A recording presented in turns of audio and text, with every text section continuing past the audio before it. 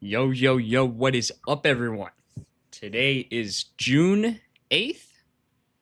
Massive update dropped on Propfinder. Gonna go over the slate as well.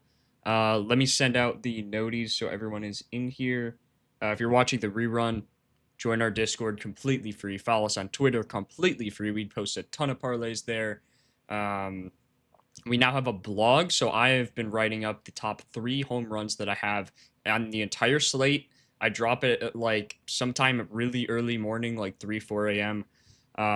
Whenever I'm done typing up that blog. Sometimes the night before, but expect that to be out now. So I've been writing that a ton. That's been fun. And yeah, let me send out these noties, and we will get started in just a second here. I see you guys flooded in. Gang, Marvell, Matt, how you guys doing today? Hopefully well. I've been seeing a lot of people who are confused on the what is it, the zone comparison cheat sheet. So I'm gonna make a video on it, but I'm gonna break it down here just to get that out of the way, so you guys already know what's happening, and yeah, so you just know what's happening and how to use it. I'm gonna post the blog in chat if you want to go read that. Why I have my top 3. Go give that a little read if you'd like, while I'm sending out these noties. And yeah, we'll get started in a second. Hope you guys are doing well. I'm doing well. Thanks for asking. What is this doing?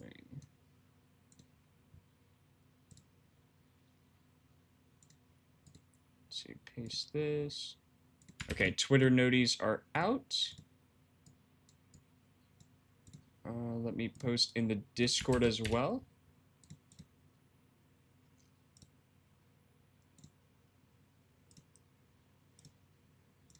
Okay, posted. Props for the homers are going to be !props2 like usual. So if you are in chat and you want to see what homers I have so far, then type !props2. There's nothing there right now, although I do have 6 homers that I really like for today. These were my top 3 right here: Yordan Alvarez, Basayo, and Junior Caminero.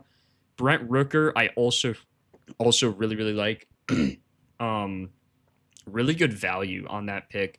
Haas, same thing. I don't know if he's playing. He's only had underdog like odds, but really good value on him against Mikolas. Zach Neto, same thing against Arrighetti. He has 2 homers on 25 pitches. Obviously, that's not the only reason I took him, but yeah. So let's start with the zone comparisons, because I know that's what you guys want to go over. I saw a lot of people who were confused on it, so no shame if you were. I actually called Jose to make sure I don't mess anything up, because it is a confusing cheat sheet right off, but once you get to know it, I think it can be a very powerful tool. So for those, let's just back up a sec. For those of you that don't know, we do have a zone matchup page here. So if you click any batter, any pitcher, any anything like that, you go up here. It's defaulted to this matchup. We have matchup pitches, so you can see not only the career matchups, but the season splits, lefties, righties. You guys, if you've been on Propfinder, you know this. And then you also have the pitches here. So you have last year, this year, and the pitch mix, and then you have a zone cheat sheet. So this zone cheat sheet is relatively new, like past probably month or so this was inputted. So you can see right now I am selected on Ian Happ. Hold on, let's not do one for tomorrow. Let's do one for today.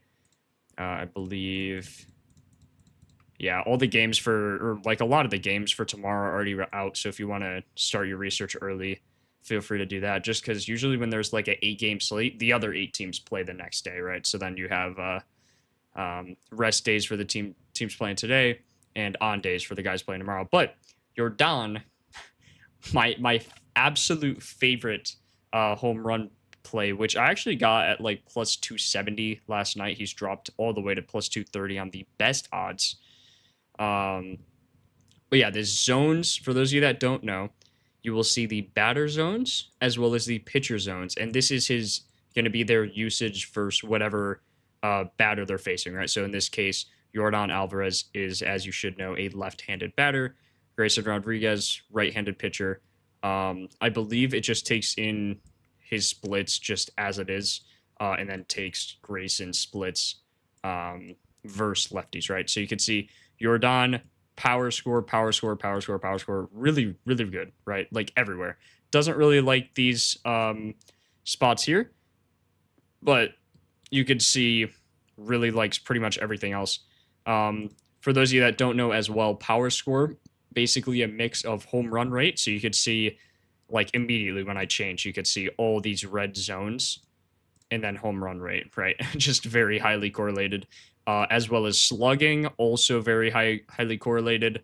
ISO, and what's the other one? Barrel, I believe. And maybe including hard hit rate as well.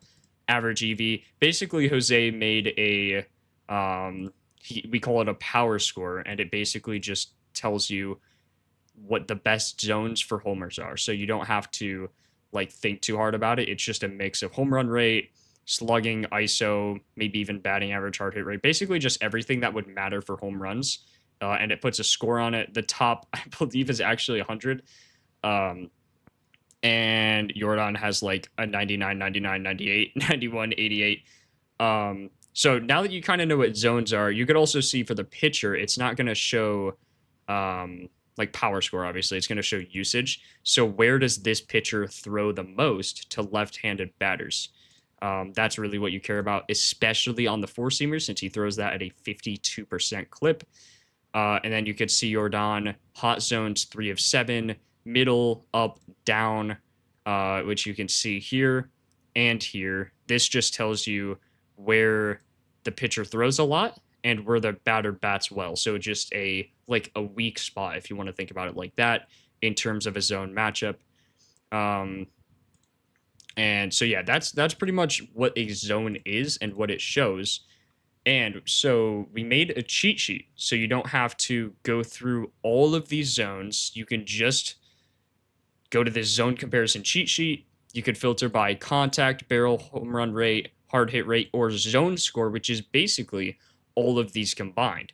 And Jordan Alvarez, not only does he lead zone score, he leads barrel, he leads, or I guess, is third in home run rate. And where's his hard hit rate? I guess a little lower on that than some other guys. Yeah, hard hit 33. But yeah, just really, Tyler, appreciate the sub, bro. Just a really, really good cheat sheet to use here.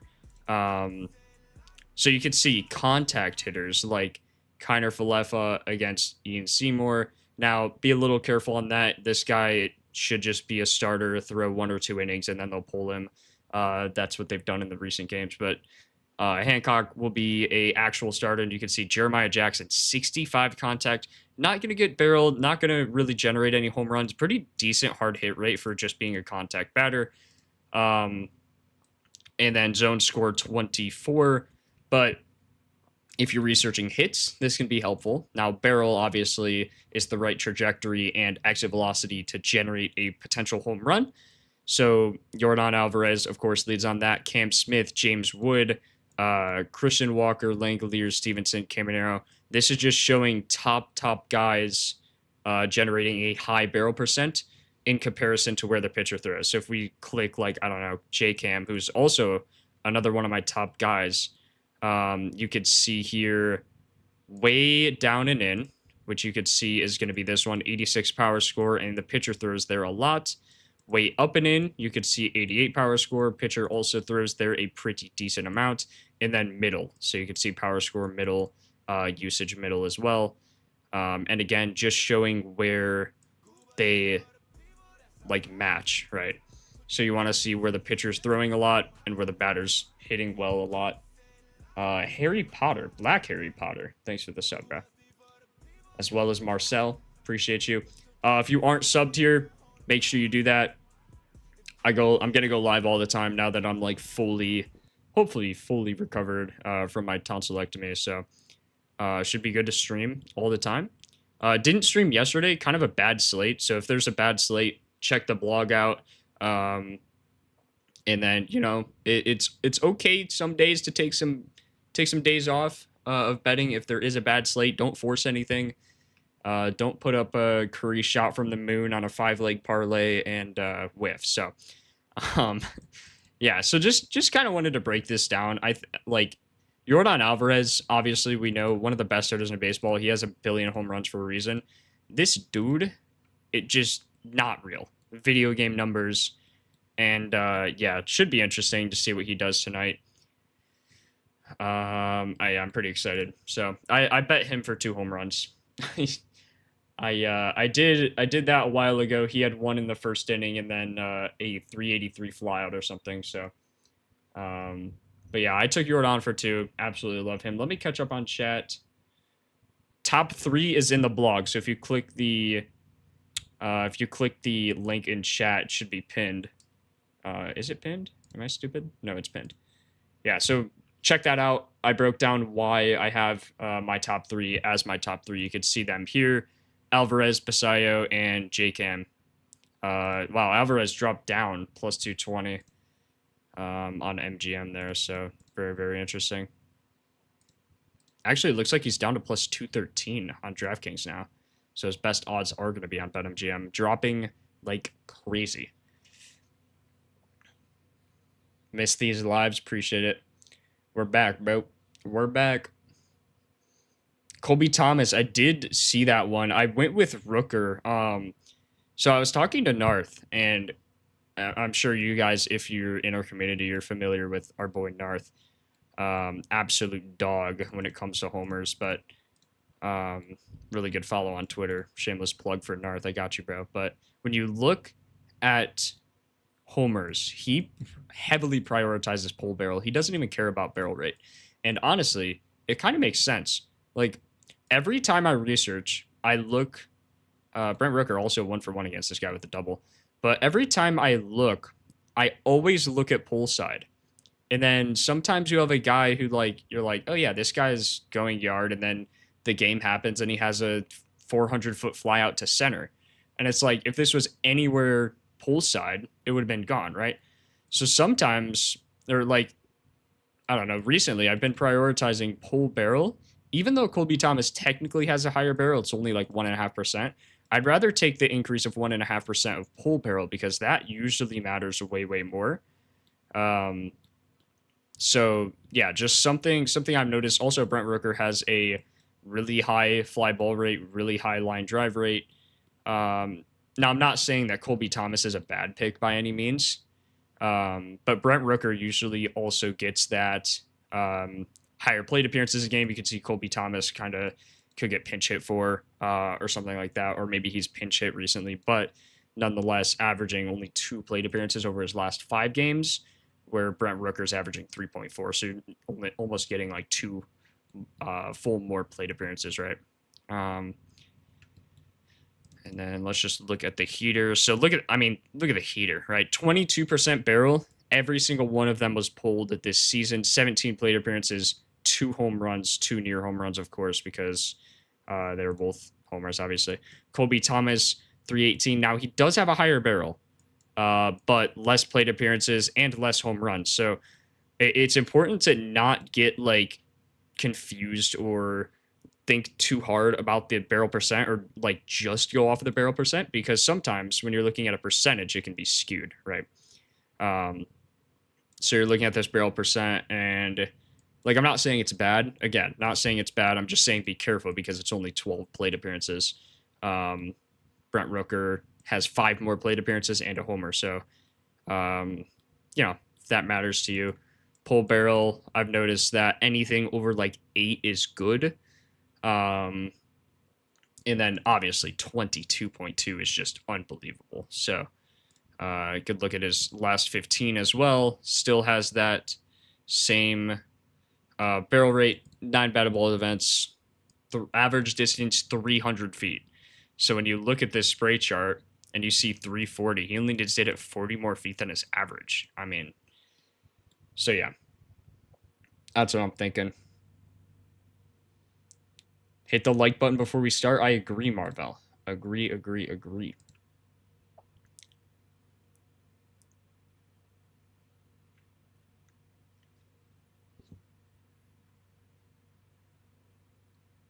Loving the new update. Good to hear.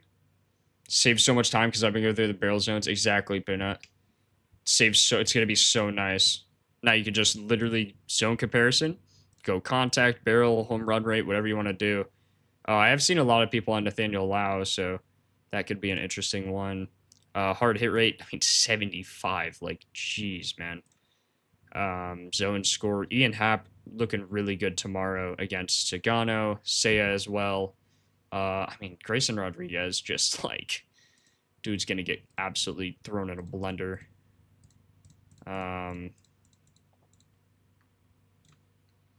But yeah, that's pretty much. If you guys have any questions, happy to break it down. You could also export this to a CSV like normal. Trying to think if there's any other big updates that I should go over quick. Hold on, there's a list Jose sent. Oh yeah, you could favorite directly from this. Let's go back on just season. So you could like save a homer if you want, like if you don't want to have to click on the guy and then click up here, you could just save him like that. Obviously the distances are new here as well. I believe within the past few days those were released because I think those were on stream yesterday or the day before. But nonetheless, those update with whatever pitches you incorporate, of course. So you could see most over 300 feet is Louis, and then you could see most over 350, William Contreras, Gary Sanchez, Jackson Churio, all tied at 350. One important thing, actually, that I should definitely go over is there are now zone scores here. So you could see, let's just filter on the four seam. So you can see Cam Smith, hold on, I'm only on righties. Alvarez, zone 41, Cam Smith 40, Christian Walker 39, 33 for Isaac Paredes. But one thing that I would like to mention on this is that Jose said you should use this as like a tiebreaker. Also, this doesn't change based off of any pitches. This is just in general, whatever they have versus whatever pitcher. So like a righty pitcher, what's their zone score against that, right? So you see Alvarez, Cam Smith, Christian Walker, Isaac Paredes, all top three. Barrel, I personally believe, is more important because the pitcher, usually you do scouting, you know where these guys mash the ball, right? The problem is Alvarez, it doesn't matter where you throw it. He's just going to mash it, right? So that's always an important thing to look at. But there wasn't like a benchmark that he told me. So I would just, I mean, it looks like anything over 20 in this game. Like anyone over 20 has a pretty good matchup. But obviously you see the top three dogs and you see their barrels, you see their hard hits. Like they're just leading the charge, right? So but yeah, zones are now here. Zone power score. So how favorable the batter's contact, barrel, home run rate, hard hit rate are across the pitcher's 7 most used zones. That's what I'll go over that in a second.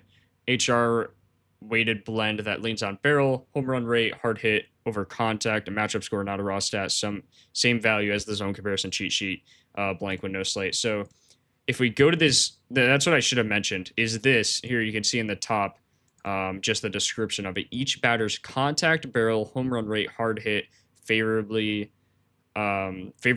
across the opposing pitcher's 7 most used zones, plus an overall. Ooh, hi Cake, appreciate the $4.99, bro. Appreciate the stream. Any chance of an update for a great matchup? Maybe if they're a hot bat and maybe if they have a decent form. Let's see. Any chance of an update for a great matchup if they are hot? So actually, glad you mentioned that because there is literally a batter splits cheat sheet that he actually just made. So you could you could filter by season, team, range. So you could see hot bats here. So like last 15 days if you want.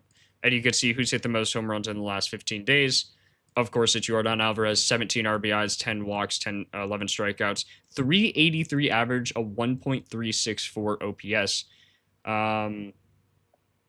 So yeah, I mean, I think this could be a great cheat sheet to use for exactly what you just asked for. Just it's just a good matchup. Um, and you could also filter on year to date, so just who has the most home runs in general. Kyle Schwarber, not really a surprise there in 235 ABs, 23 homers, 40 RBIs, 40 walks, 95 strikeouts, and a 9.37 OPS. You can also see Yordan Alvarez does have the highest OPS in the league, followed by Ben Rice, Otani, and my GOAT Murakami. So yeah, I would start there. You could also always just go to the research page normally and filter by home runs. Or if you're just saying, you just said great matchup. So if you want to look at just a great matchup, you could also go to batter splits and just look at things like, I don't know, you filter by last 30 days, and then you filter by highest average in the last 30 days. Now that doesn't take into account like the pitcher. So that's where you go to pitcher summary and you filter by versus lefties, versus righties. I always go, since I research homers mainly, I always just look at HR per nine. Home run targets, obviously, for homers, but if you wanted to just research who has a good matchup, you could always filter by average. So you could see Grayson Rodriguez versus lefties, bro. It's just actually like a match made in heaven for Yordan tonight. You could see his average versus lefties, 356 is what he allows. 10 innings pitched, 7 FIP, 356 average. Eric Lauer, 333. Zach Gallen, 311. You could also look at like who has the most total bases, who has the lowest K rate could be a good one too, like Zach Gallen against the Marlins tomorrow. Sagano against the Cubs tomorrow. Hard hit rate, you could also filter by barrel. Again, you just said great matchup, so I don't know if you're specifically thinking about homers or just a great matchup in general, but that's kind of where I would start and then go from there. Rye, I would not run Rice today. Hot take. I'll show you why in just a second. Let me catch up and answer these questions, but I would not take Rice today. Churio Caminero Basayo. Interesting. What's up, Jake? When will the video be on pitcher strikeouts? Very soon. I need to record that. Probably about the same time when I have batter splits and the zone comparisons out. I also need to do a video on game projections and Nerfy. I mean, those are pretty cut and dry, unlike zone comparisons. But one thing I want to go over real quick, which is what I was talking about when the GOAT High Cake donated, or wait, High Kaka. But these basically just use the most. So we don't want to use all the zones, right? You don't want to use all the zones and have it just as like a baseline bias of like, you know, this pitcher throws here 7%, this pitcher throws here 7% when they don't, right? You want to use whatever zones they throw on the most. So this only takes into account the 7 most used zones, which is about half, I think. So there's 9, 10, 11, 12, 13. So yeah, the most used 7 zones that the pitcher throws in. It does take these into account. So when I'm looking here, you see 1, 2, 3, 4, 5, 6, 7, 8, 9. That's just the strike zone. And then you see 10, 11, 12, 13. Because obviously pitchers try to get batters to chase, things like that. Can be really, really important to make sure you research that. So all of these stats are based off of those 7 most used zones and then compared to the batter where the batter hits, you know, if the batter hits in those zones or not, right? We kind of went over that with Alvarez, just showing like the continuity between the 2 zones. And then the zone score, same thing, 7, except it takes into account contact barrel, home run rate, hard hit rate, all into that matchup. No, every column is 0 through 100 score, not the raw stat example. Barrel percent is favorable. Yeah, so don't think like when you're looking at this and you see a 51 barrel percent from Yordan Alvarez, he does not have a 51 barrel percent in normal terms. This barrel percent is just a number of the raw matchup score based off of the zone matchups. So it's like, how often does he barrel when this pitcher throws here? Compared to anywhere else, and out of those 7 zones, 51 barrel, which is insane.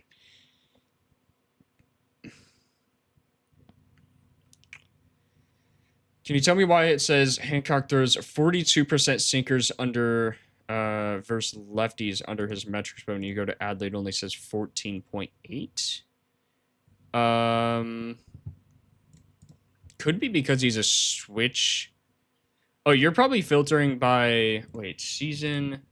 You might be filtering by season or like last 15 or something.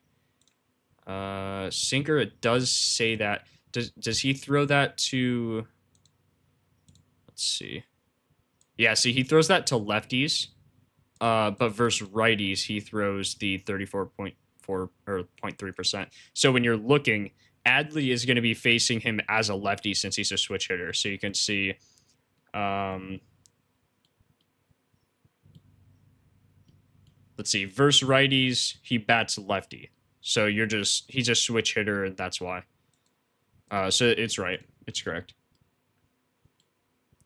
Spencer Argetti over 16.5 pitching outs versus Angels. Check weather. Got you, bro. I don't think there was anything terrible. I think there was wind blowing in one game. Hold on. This is the last game today. Yeah. No terrible weather. Oracle Park, wind blowing out. Las Vegas Ballpark. I don't know if you guys saw that. A's are playing in Las Vegas. I found out by researching on Propfinder, but you could see Las Vegas Ballpark. They're playing in like a minor league stadium until they get their official, but they have like a 6-game homestand. I'm going to definitely tune into that game at least a little bit. See what's happening. Love the new updates. Preach. Willie Adames plus Jordan. I did like that as well. It would be fire to be able to filter multiple splits, like if you wanted to see the home run leader for night home run games or away day games, etc. I think thought he was just talking about that. New batter split cheat sheet, just a list of leaders and their splits. They can select splits by day, night, day of the week, etc. Yeah, Brandon, you're talking about just homers. I don't know if that's in yet, but I mean, yeah. Or yeah, it is. Yeah, so you could see anything here. Month, opponent, count. That's crazy. Runners, you can see in scoring position for live bets. Handedness versus lefty versus righty. So let's see away games who has the most homers in the past, I don't know, 30 days. Kyle Schwarber. Or no, this doesn't take into account. Wait, does it not? Because he has.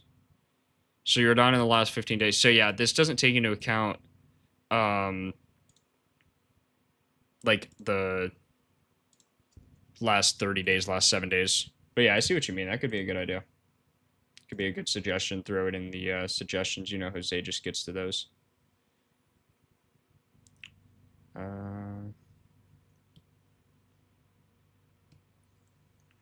Trying to make sure I read everyone's chat here, because I know this new cheat sheet can be a little confusing. Red is favorable for the pitcher and green is favorable for the batter. Always. How is the pitcher rank interpreted on the strikeouts? Yes, so green is good for hitters. So like when you're looking at the hold on, when you're looking at the strikeout matchups. So like or no, bad for the hitters, I believe. So you look here, Baltimore strikes out a lot. Because when it's always based off of what you're researching. Green is good, red is bad. So when you're looking at it, Hancock, and you're researching him, you're going to see, yeah, they strike out a lot because this is green. So home, versus righties, you can see their exact splits, ranked 7th, ranked 10th in the MLB at home and versus righties respectively. Let's just make sure that's right and I'm not stupid. Yeah, so you can see versus lefties only 128 strikeouts on the year, 197 for the Rays. So yeah. What should we prioritize using the zone matchups? I personally just leave on power score because it's like a good mix of everything, but it depends what you're researching, right? If you just want to research, if you just want to research hits, you should do expected batting average or just normal batting average, depending on what you want to take into account. I would always look at expected batting average because that doesn't take into account like luck and random fielders. It's just based off of like the batter, right? So expected slugging, expected WOBA if you want to research HRRs, but pretty much everything else. And if you're researching homers, I personally just leave it on power score. But yeah, like for total bases, you could do ISO and things like that. So it really just depends on what you're researching. But if you're doing homers, I personally do power score because it's a mix of all the important things like home run rate, batting average. Might actually not be batting average, but for sure home run rate, hard hit percent, barrel percent, and probably even EV.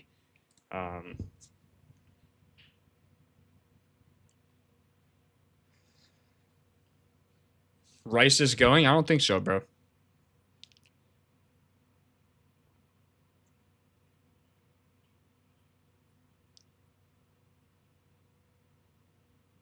Vegas ballpark going to be more of a launching pad than Sacktown 1 might be, bro.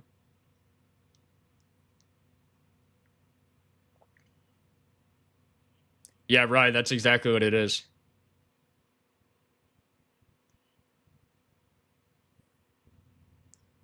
Going to be Cody or Trent. So yeah, so let's actually research this. So I'll kind of break down what I go through. So I always start with the pitcher. So you'll see Gavin Williams, and you can see the home run risk versus lefties 0.59 versus righties negative 0.28. And this is just like green is positive for the hitter. Like any positive number, positive for the hitter, negative is negative for the hitter because we're researching home runs. So obviously, like that's just, yeah. So that's the stat. You look at the pitch arsenal, which is where I always actually recently Jose added this as well. So you can see there's split. I always look at the HR per nine, which is this metric here. How many innings pitched they have. So you want to make sure, like, if you don't know who this pitcher is, like, if you know baseball and you're like really into baseball, you probably know who Gavin Williams is. Pretty decent starting pitcher. Like he gets, you know, you can see a lot of outs here. Guardians like throwing him.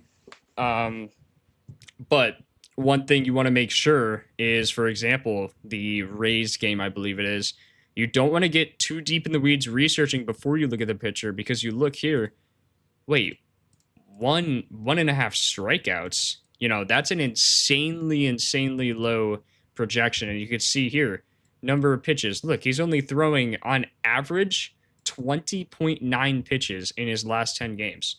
So usually a reliever, sometimes recently managers like throwing a reliever in before the starter. So just be careful because technically he's the starting pitcher and he will start. But just be careful because he might only go an inning or two. You can see 2 innings against Detroit, 1 against LA, 2 against Baltimore. But so just make sure you always start with the pitcher. I always start with that, and yeah, the pitcher is just as important as the hitter. Just as important. So just make sure you're careful on that. I haven't done any games yet, Marvel. But let's look. So again, now that we know, we're looking at a pitcher who should throw at least 5, 6 or 7 innings, something like that. So you can see, always look at the innings pitched, HR per 9, and then I always look at barrel, hard hit, fly, like everything in this StatCast range. These are really important stats, and just shows you like who he's actually works against. So you could see versus lefties, which is our initial guess, right? 0.59 and negative 0.28. This is just a little calculation showing you where he recently struggles, where he struggled on the season a little bit last year. Just a little bit here and there, kind of showing you initially where we believe he should struggle. And you can see his home run per 9 matches that. So let's look at his last 5 starts. So you can see he's been way better. 0.96, 0.71, you're like, why has he been better? Only giving up a 25% fly ball rate, 17% fly ball rate to righties. I wouldn't even look at righties anymore. 0.71, you could maybe keep looking at lefties, or 0.96. That's just a very low number, but you can see over the last 10 games, he has given up a 1.38. So then, since we know we want to research lefties, I never filter on all. I always look at versus lefties or versus righties. You can filter on all if you want. I would highly recommend going through, because you could see, look how much it changes. Four seam, curveball, sweeper, cutter are his top 4 to lefties. Look at his top 4 to righties. I mean, it's just completely flipped, right? So make sure you filter by that, by the handedness of the hitter. And then you could see over his last 10 starts, you're like four seam, curve, sweeper. Those are his top 3 pitches. Let's see who's good on that. They're getting the four seam only 30% of the time, and then curve, sweeper pretty much the other 60% of the time or so. And you could see Ben Rice looks amazing on it. 36.4 barrel, 42, I'm dyslexic, 24.2 pull barrel, 36.4 pull air. I mean, just looks really good. Good fly ball rate, really low ground ball rate, which is always good to see. Good blast. Anything like over 10 is good. 16 is pretty good. Pretty low whiff, low swing and strike, high EV. But then you look at his last 3 starts. This dude is not throwing the four-seamer at all anymore. In his last 3 starts, he has thrown 32 four-seamers to lefties, really prioritizing that curveball. And when you filter by the curveball, it's Cody Bellinger.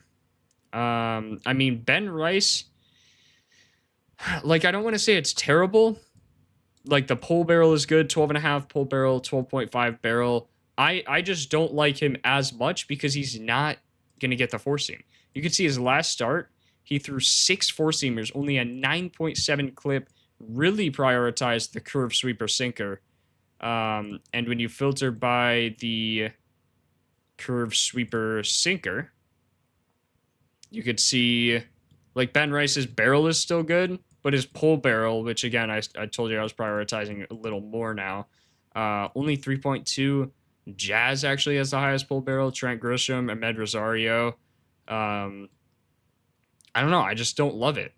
I think Jazz actually has pretty good value here. But yeah, pitch history, really, really important to look at, because it could definitely screw you up. Like, look at this dive his four-seamer took.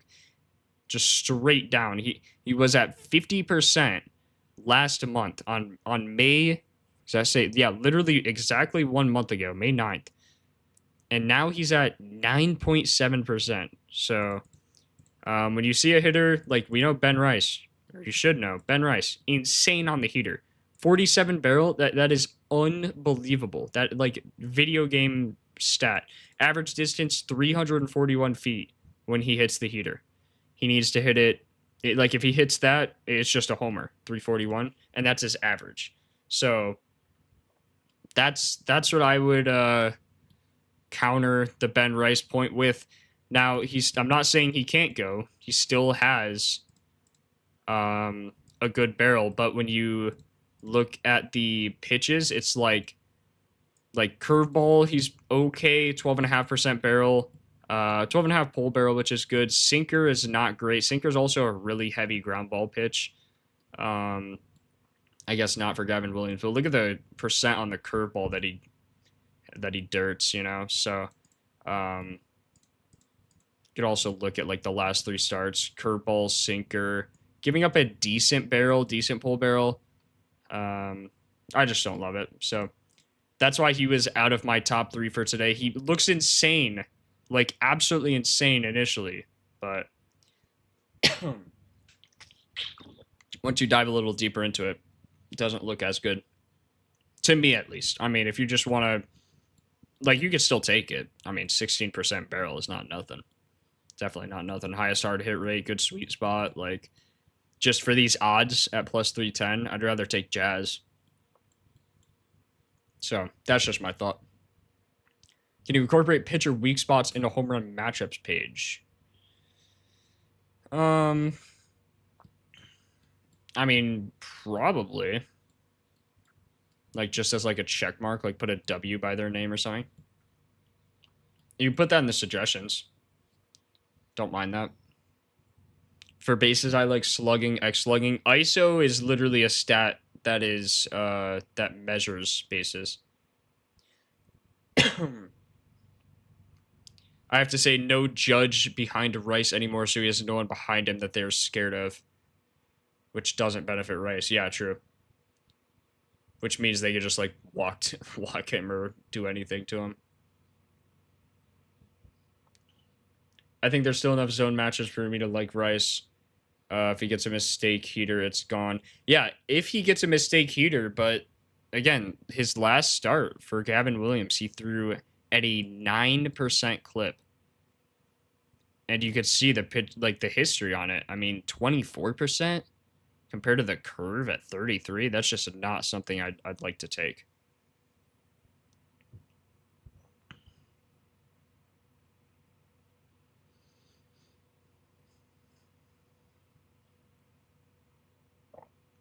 Who do I like from the Yankees? I don't mind Jazz for the value. Got a good pull barrel, 7.4%. Good hard hit rate. Let's compare his pitches. Is 1 for 6 with a homer against Gavin Williams as well. Let's see. Curveball. Doesn't have a barrel on the curve. 75 pitches. Not great on the curve. You'd have to filter initially by who's good on the curve because he's throwing it at a... what was it? Let's see. Like his last start, he threw... he threw the curve 35% of the time and the sweeper 22% of the time. So you'd have to take those into account first. And then go based off that. So I guess it is Ben Rice. I mean... Like, I'm not sitting here saying it's terrible. It's just I personally would not take it for those odds. Plus 310 on an 8.3 barrel. I mean, you could do the same with Trent Grisham. Like, 4 foot of an average distance difference. Like, the zone matchups are better for Ben Rice. But you get an extra 125 odds. I just don't think it's worth the value. I mean, the same fly ball rate. Trent has a higher squared up rate, slightly lower blast. Very similar pretty much everywhere else. I guess the pull air. I don't know. We'll see though. I just really like betting Ben Rice when he's getting a heater. And I don't like betting off speed pitches usually. That's kind of my philosophy there. You see Grisham, I mean, middle up right here. Doesn't look bad either. Statistically, Gavin Williams should give up a homer. On the season, he's given up a 1.46. But remember, his recent starts have been pretty good. So, obviously, it depends who he's facing. Like, I wouldn't read into too deep on the HR per 9 numbers for the last 5 or 10 starts. Because it depends what teams he's facing. I typically just go off of either last 10 or season. And you can see to lefties, he gives up a lot, which makes sense. Usually the rule is the opposite-handedness is going to be harder for the pitcher to hit. So,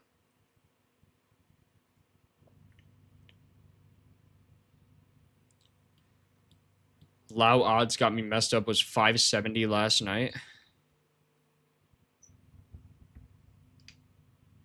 790, yo. That's crazy. Yeah, I would never take... Is he a lefty? I would never take a lefty in this spot. Bro, I see this 0.32 HR per 9. I immediately just go to the next game. Honestly, a 0.94. So this means he has to pitch 3 entire games for him to give up a homer on average. And all of them being to lefties. He's given up 1 homer in 28 innings pitched. If you understand, like, that is insane. This guy's nasty. A 15% fly ball rate. Yeah. No thanks, bro. Not betting that. Gifted flow state times 200. Appreciate that. I still don't know what that does, but I appreciate it. Let me type the homers I have so far. We have Alvarez. This was my research last night. for the blog. 440 joules. Unk alert, bruh. Ain't no way I'm getting an unk alert.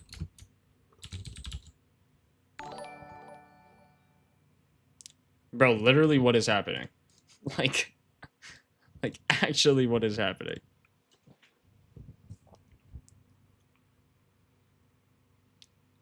J-Cam, my other favorite for the early game? Yeah, he's absolutely. Absolutely. Bro, what is this? Like, you're freaking me out. I'm getting ear raped by flow states.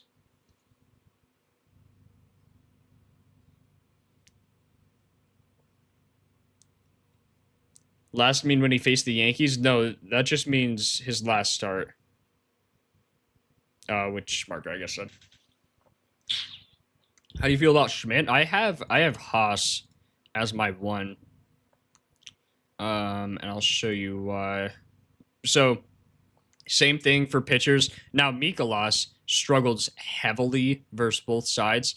But you could see, look at the home run risk to righties. He gives up a 1.72 HR per 9, which is extremely high. Bro, like this guy is not real. Versus righties, look at this fly ball rate, 33.3 fly ball rate, 27.3 home run per fly ball rate, 45 hard hit rate, 2.61 homers on average. Bro, I'm gonna ban you, bro. You're giving me like 10 cents, bro. What is happening? Like how are you even like, bro? What is even happening? Like, how much are you paying for this brain rot? That's what I'm saying. All right, bro. We're just gonna let Breadwinner just give me money. Versus righties, 2.61 HR per 9. He's given up 3 homers to righties in his last 5 starts. 2 of them coming in his last start. Absolutely insane. Versus righties recently, sinker, slider, four seam, sweeper. I'm not taking into account because it's under 20%. When guys throw 100 billion pitches, I usually just take everything above 20 into account, and you could see immediately highest barrel, highest pull barrel, pretty good hard hit rate as well, just under my like baseline, my personal baseline of like 45%. Good fly ball rate as well, 31.5. Good line drive, so he's putting in the air more than he's dirting it. And then we could also look at like his last 20 batted ball events. So same thing here, barrel, pull barrel, and I believe wind is blowing out. They are at Oracle, so if he puts anything oppo, then it's just terrible. But if he puts anything oppo normally, usually it's not a homer. Like this one was somehow 373. But this dude's got pop, man. Don't know if he's going to start. Doesn't have like odds other than on underdog, but he's my favorite Giant. If he didn't go, Willie Adames for sure. For that value plus 455, I really do like the value there, especially with that 10% pull barrel. Let's see the zone comparison. You could see Eric Haas and Willie Adames do have some of the best zones. Casey Schmidt as well. You could see like who's hit the ball 350 feet the most. Now this is a little skewed here because I believe Haas only has he has 20 plate appearances compared to like 188 from Devers, 126 from Willie Adames. But he still has 3 in 20 plate appearances. So that's like, what, 15%?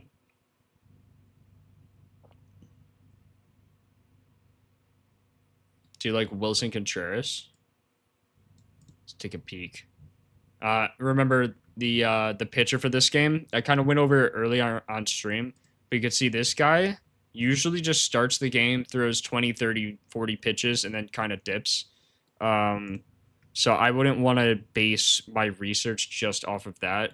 So when that happens, I usually just chalk it.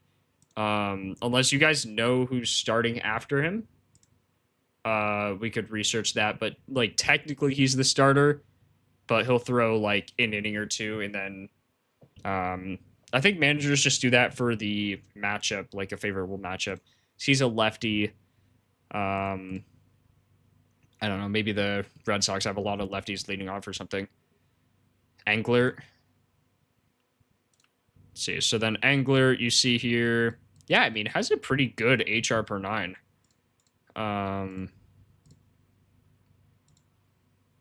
Seems to struggle versus lefties more.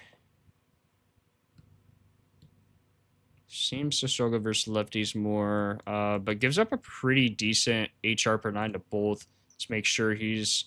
See, like, he, I guess, used to be a reliever bullpen guy. His last game, though, he had 82 pitches. That's not, like, a reliever game at all. So that was the third. It's the 8th now, so 5 days of rest. Usually you don't have a reliever get 5 days of rest. You kind of just plug them in every few days. So yeah, I would look at lefties here if there's anyone good. Jarren Duran, really good pull barrel, good average distance. I don't know what the wind's looking like in this game. Not great, but it shouldn't hurt him too much. Only 8 miles an hour. I don't really take into anything into account unless it's like under or above 10. Kind of a lower fly ball rate than you'd like. Recently, I know he's been absolutely killing it. I usually like to filter by, actually, I start by season. So while you're Abreu, 7.9% pull barrel, 6.7 for Jarren Duran. Way higher fly ball rate for Wilder, but you always have to take into account recency and whatever the pitches are.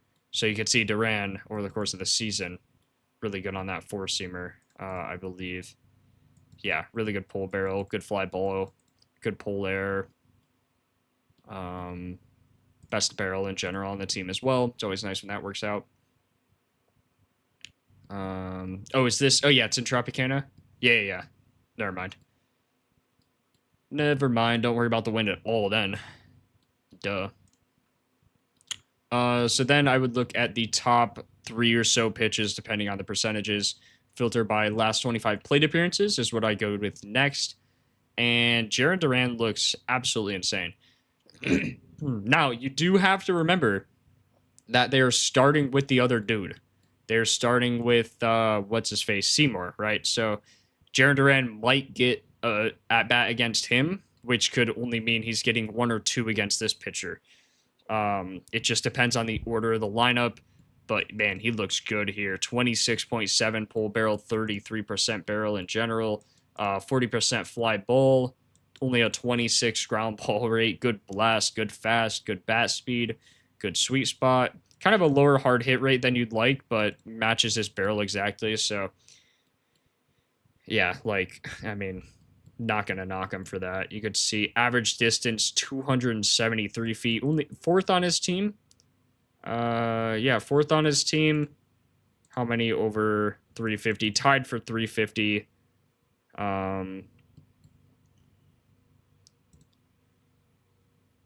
See against. Let's see if he has anything on Angler. He does. 2 of 3, 15 pitches. Just looks like 2 singles. Does have a hard hit on him. Zone comparisons up and out, as well as up. So you can see these 2 zones he likes. Yeah, I mean, the pull barrel is just absolutely insane. Not a terrible park for lefties either. Just a very, very neutral stadium, I feel like. A little worse for righties, which is good because Duran's a lefty. Let's actually just see. We could look at park factors filtered by left-handed hitters, go to home runs, and then see. Tropicana is at a 0.93, so not great. A 7% decrease to lefties, but it's not awful. Like, I wouldn't take that into account too much until you get to, like, Fenway, Kauffman, Chase Field, things like that, right? Condition, you could also look at like roof closed. Tropicana only a 0.96, so 4% decrease. Nothing compared to Chase Field. Obviously, I guess roof's closed because unless another hurricane happens and rips the roof off. Durant and Abreu face Seymour. Contreras usually bats fourth, so they start the next inning with Engler unless he bats in the first. Yeah. Interesting. So maybe, honestly, maybe you just wait and take him for a live bet when his odds are like plus 700. Should get 2 ABs against Engler, and I don't mind the odds. Let's look at team versus pitcher and see if we could narrow that down a little further. We can look at Seymour. I don't know. Yeah, 0 for 2. Line drive and a fly ball, so like not terrible, but both on a sweeper, which just aren't great pitches to hit, of course. You just want the heater. Highest exit velocity, that's just what you want. We do know they were 2 singles. Fly ball, ground ball, I mean, nothing great. Really low EV. Got a slurve, 4-seam sinker. So I don't know if Engler is still throwing those pitches. We could definitely take a peek. Versus lefties. See, he's going to be throwing, yeah, the 4-seam curve change. Slurve, like, yeah, he threw 1 time in the past 5 games, so I wouldn't take that into account too much at all. You can see it's whatever this pitch is. I think it's just registering different, but it's like the same thing. He kind of throws it like once a game for some reason. Or maybe has a really bad spot on that pitch. Changeup he gives up a lot on. Let's see, over the season. See, changeup 4-seam. I mean, that's just what you like. Pull barrel matches the barrel, best type of barrel. Giving up 2 homers in just under 100 pitches. So yeah, I wouldn't mind that for a straight at all. Yeah, I filter by plate appearances. So when I start with the pitcher. I've gone over that already. And then I look at general. So like for this game, let's find how I got JCam, right? So we already know, I don't really want to go through it again, but we already know Connerly struggles versus righties more. Even though the HR per 9 doesn't look like it. Let's see, was it like last 5 starts or something? Or just the pitch mix, or yeah, it gives up a pretty decent barrel, 4-seam change. So you filter by that, or you filter. So I always filter by general, season, and just look at barrel. We know we want to take a righty here. You'd see JCam, good barrel, good pull barrel, pretty good pull air. This guy only has 10 plate appearances, so his numbers are really skewed.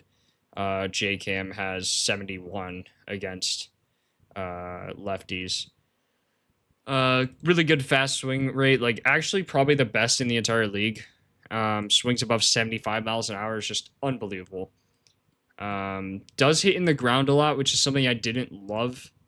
But you filter the 4-seam changeup, it's better than that 51%. You also see a pretty good pull barrel. So I start that with that, and then I filter by the last 25 plate appearances, and you can see pull barrel 11.1%, 4 hits over 300, 3 hits over 350. So usually when he gets to that 300 mark, he's getting to that 350.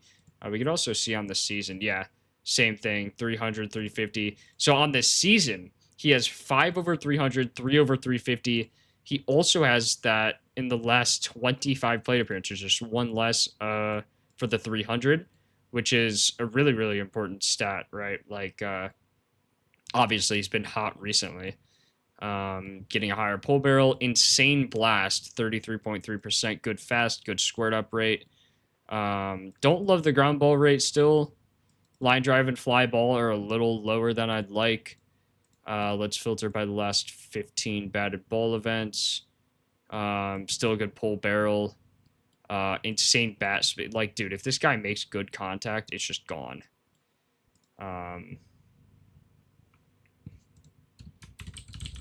If you type !props2 like I just did in chat, they'll pop up. My top 3 are Alvarez, Basayo, and JCam. Those are my top 3 guys. And then Haas, Nito, Rooker. I actually really like Rooker today. He has a really good pull barrel.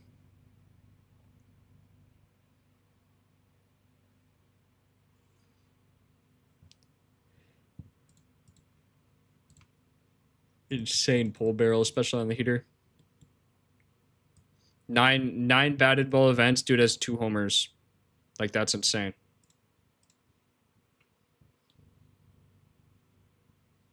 "17 plate appearances, 2 homers. Does strike out a lot, but man, when he makes contact, it's good. Yo, what's up, Chop? Appreciate you joining, bro. Happy you liked the update. Love to hear that. Good fly ball, good hard hit. Low pull. But also, pretty decent stadium. 415, 422. Yeah, good night. Good night. Is there anyone you guys want me to check out? It's kind of pretty much it. I mean, really small slate today, so not too much to go over. Rayleigh or Canzone if Bassett on mound. Yeah, they still not announced that? That's so weird.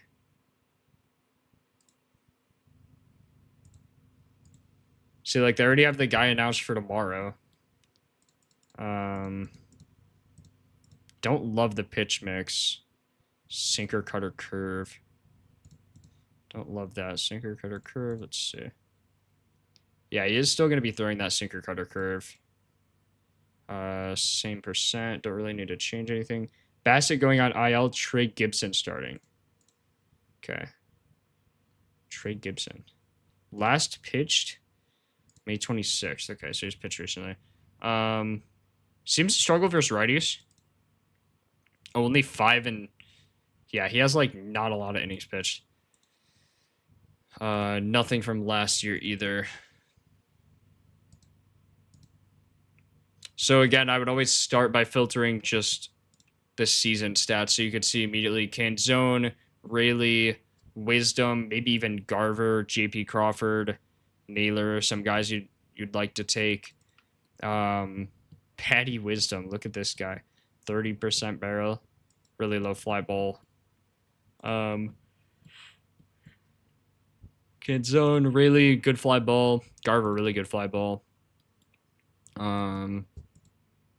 52 plate appearances. He has a 52% fly ball rate. That's crazy work. So let's filter by his top pitches here. And then look, so really 14.5 pull barrel, really good fly ball rate. Really good pull, of course. So it's either him or Canzone. It's close between them. Rayleigh has 21 more plate appearances and 5 more balls hit over 350. Man, it's close. Really similar odds as well. Is it Gibson? Books got Bassett. Is that guy capping? Ron, are you capping right now, bro? Bassett hurt. Apparently Bassett is hurt. Why do the books have Bassett then? They have nothing on Gibson? Let's see if we can click here. Opposing pitcher, Gibson. Yeah, I don't seem to have anything. Been getting sold by one so much, it's insane. Reads are there, but groundouts.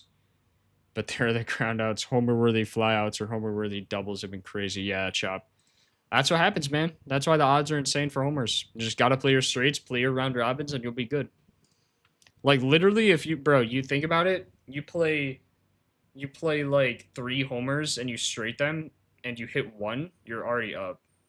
So anything more than that's a bonus, unless you're being crazy stupid with parlays, and you really have to manage bankroll well, because it's tempting. Like, that's why people get addicted. You really wanna bet the 4 leg, you want to hit the 5 leg. Of course, everyone does, but you gotta tone it down and just make profit. And I think you will, if you bet straights and parlays. You're careful with parlays. Because the thing is, you hit one parlay a month, you hit one 3-leg a month, bro, you're up for, like, if you bet one 3-leg a month, you're up for the next 2. So, like, it's crazy. Like, I hit, let's see, let me check my picket. We hit on, what, Saturday? The second blog? No, Friday. So I hit for 100 units on Friday because I played 3 straights, the round robin, and the 3-leg parlay, which got me 64 units. The round robin got me 32 units. Each straight, I always play homers to win 3 units. And then I had Edmundo Sosa, Shea Langoliers who didn't hit. So, like, I had some other guys who didn't hit as well. And then I was also betting on the finals. But, like, if you just be careful with your bankroll. You'll be chilling.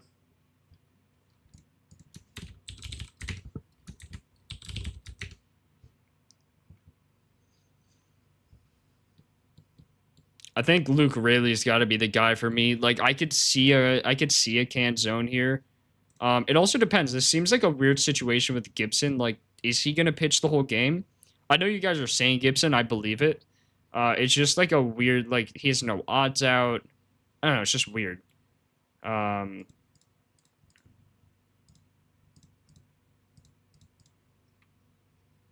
were his top pitches? Hold on. Yeah, I guess he kind of does use all of them. Curve four-seam cutter to lefties is what we're going to want to look at. Pure four-seam cutter, yeah, I mean, he's just crazy on it. I think also really with the higher fly ball rate, you do have to take into account. Still has that similar barrel. Gibson's on FanDuel now? Okay. What are his projected outs? I guess if he's on. Or I don't have FanDuel in my odds. Let me know his projected outs. As long as they're like 15, I don't mind it. Like 15 is like 5 innings, that's a start. 15 and a half is usually a line, 14 and a half, something like that. So then, once you filter by season, you filter by last 15 plate appearances. Ooh, you can see Canzone actually looks nasty. Luke really drops. Wow, 4 homers in his last 25 plate appearances against the curve four-seam cut. Interesting. Lower, yeah, I mean, wow. Yeah, I wouldn't blame you at all if you took Canzone today. 467, like, jeez, man. Good average EV. Filter this. You filter just against all right-handed pitchers. He's also the leader. Man, on this season, so like season, it's not, or like it's close. Yeah, it's really close, but recently, he just owns him, man. He just owns him. Last 25 plate appearances, 21% pull barrel, 4 homers, 4 balls hit over 300, 4 balls hit over 350. Really good pull air. Luke Raley has a good pull air as well, but not as good of a pull barrel. So let's filter by last 15 batted ball events. Yeah, it's just going to be Canzone, man. It's just going to be Canzone. 467. Really like that. Really like that. Curve four-seam cut. Curve four-seam cut. Just insane. He does give up a really high ground ball rate, but Canzone kind of battles that with saying screw you. I don't really like hitting ground balls. Yeah, I mean, Canzone's probably the play. Gibson last start in AAA, he pitched 6 1/3. So he's stretched out as a starter. Gotcha. So yeah, I mean, should be fine, bro. Like, now the thing with him is he's only had, let's see, like, yeah, he's only had what, less than 3 starts this season. There's odds. His odds are up. 2.5 earned runs. I think that's probably fair. What do you give up against? Yeah, the Yankees like got cooked. 4.2, only 2 innings in that start. Or that probably wasn't a start. Was it 5? 5/8/26. Yeah, it's probably not a start unless he got injured or something random. Yeah, he should start. Should throw some good innings. Doesn't have a line out for it, but I expect probably 15 or so. Favorite player to get a hit today? I honestly never researched hits. I can't even lie, bro. Hit value is just not worth it in my opinion.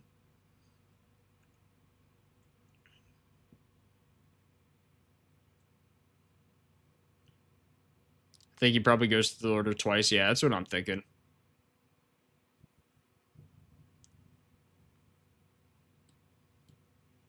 I mean, Chris, if I had to take one, I'd just take one of these guys. I mean, Alvarez, like, dude, his matchup is insane. You could look at, like, hit streaks. Like, let's see, Jung-Ho Lee, 15 hit streak, and he's playing Mikolas. I mean, like, bro. Andrew Vaughn, this guy gives up a 519 batting average versus lefties. Brandon Marsh has been nasty. Luis Arias. This is what I would do. I would just go here and look. I guess not Brandon Marsh. He's not playing today. Duh.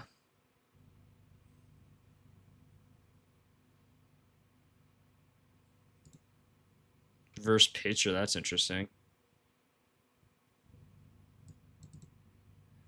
Zach Gilov. Minus 122. It's not even bad value. Minus 122, and he's done it 10 of his last 10, 16 of his last 20. I mean, surely he gets a hit. Shea Langoliers? I had Brent Rooker for that game, so probably didn't look as good, in my opinion, as Brent Rooker, but we could definitely take a look. Yeah, I mean, not bad at all. Probably be third to Brent Rooker and Colby Thomas. If I had to guess, does have more plate appearances. Let's see, where does he like hitting it? Yeah. Wind blowing pretty hard. 18.3 out for lefties.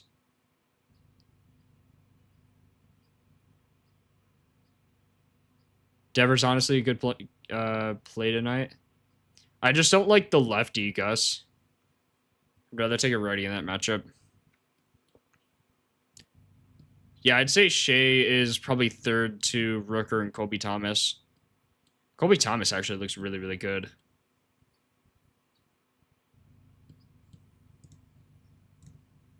So let's filter by the last plate appearances. Let's also just filter the slurve. It's probably not going to add anything.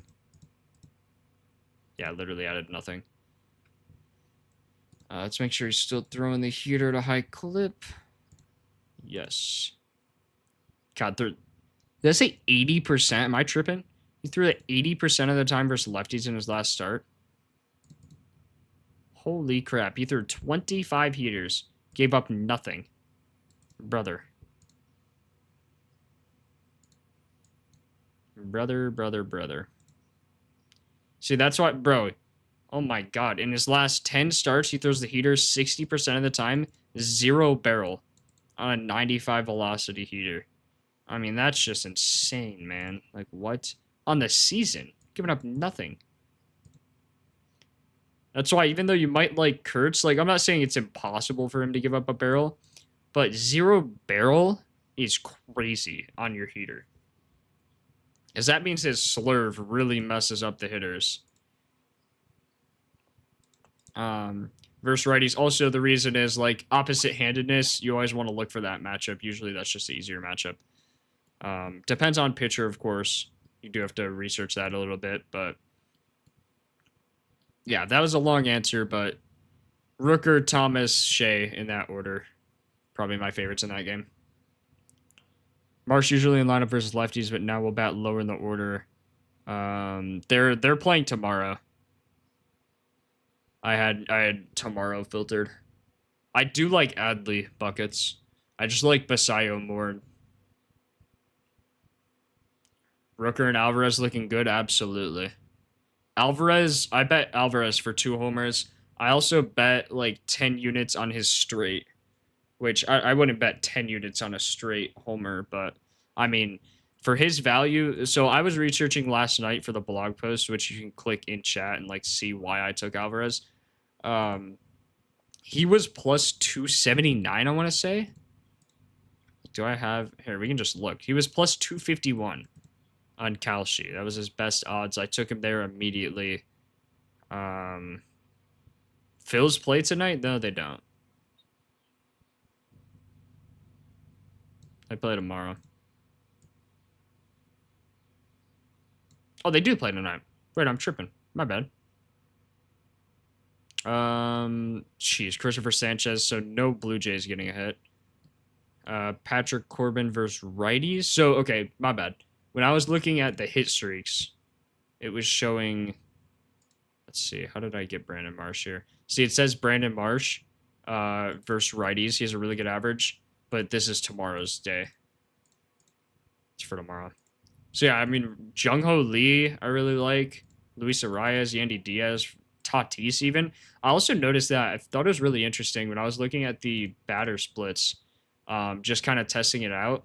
I think it was the last 30 days or something. Tatis has the highest average. Maybe not 30. What was it? Forget. I was filtering and I'm like, wait, Tatis is high. See, like last 15 games or days, 396 average for Tatis. 13 games, 53 ABs, 21 hits. That's insane, man. This dude is hot. Like, not hitting homers, but he's still hot, man. He's still hot.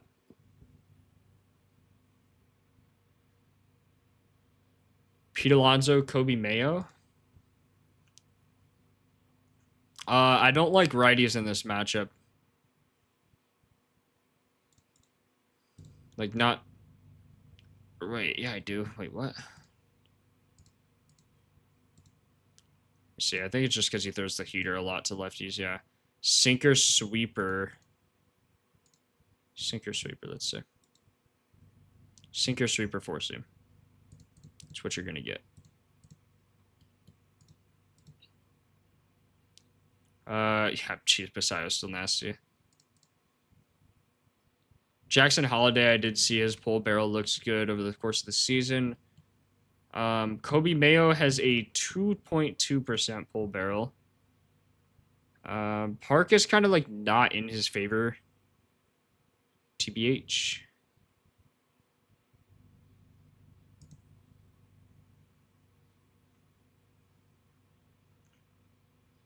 Two homers for Rodon? Absolutely. I think I got him at like plus 2,100. I don't know what his odds are now. Let's take a peek. 1580. Yeah. Good night. Let me make sure I'm not capping. I'm pretty sure 2,100. I don't know why I would randomly say that. It seems right. Yeah, plus 2,100. I got him on DK last night. Now he's plus 15. It's crazy. Crazy work. Thing with that is like you need one in the first 5 innings or something. Like in your first 2 ABs, he's got to go and then maybe get one against a reliever.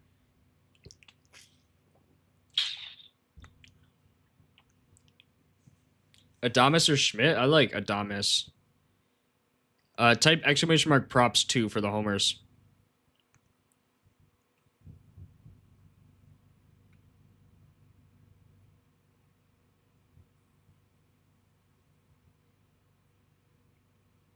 Jake, I'm going to send you the 1-800 number. Bro, do it. Send me the 1-800 number for putting $2 on Alvarez for 2 homers. $2 to make like 100 though. Come on now. Adley more. No, I like Basayo more. Basayo's my favorite from this game. Don't get it twisted. Look, here's why. Last 25 plate appearances, 12.5% pull barrel on a favorable ballpark for him. The wind is bad, 11.4, but don't matter. 350. Average distance, 282. I mean, bro, this guy is nasty. 43% fly ball, 25% blast, which is basically a combination of power and really good contact. 68% hard hit rate. Like, unbelievable. Now, it says 3 average plate appearances in his last 5 games, which is true, but I looked. It's just because he had 2 in this game, 1 in this game, so he probably pinch hit. But you can see a lot of them, he just gets 4 plate appearances, so I wasn't worried about that.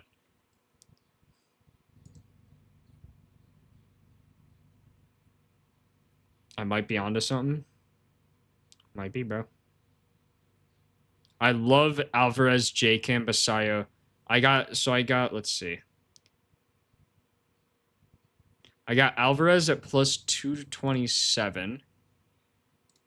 Yeah, those odds are down. I got J-Cam at plus 377.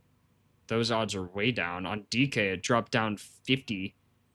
And then Basayo, 465. He's 411 now. So all the guys I took last night and put in the blog are plus EV. So we'll see. Do you guys have any other questions? Any other things you want me to go over? Let me know. I kind of like this new format that I'm doing. Like, I do the blogs at night. I know what I'm going to talk about. I know what I'm going to show you guys rather than going game by game, because that also takes forever too. So this way I can record some videos for you guys as well. And then kind of answer, like you guys ask about someone, I already know what I'm going to say rather than having to go look most of the time, you know? Lightning, I went over that at the front of, or at the beginning of stream. So go just rewind it. Whoa, I'm having a stroke. Go rewind and check that out. Don't love anyone from Phillies. The thing is, Patrick Corbin struggles versus righties. They don't have a ton of good righties. Sosa, Turner, I suppose. See some pull error here from these guys. Also, like, you have to be good on the sinker change slider. It's not great, bro. Andrew Vaughn. Let's take a peek. Yo, chill, Joe. Chill, bro.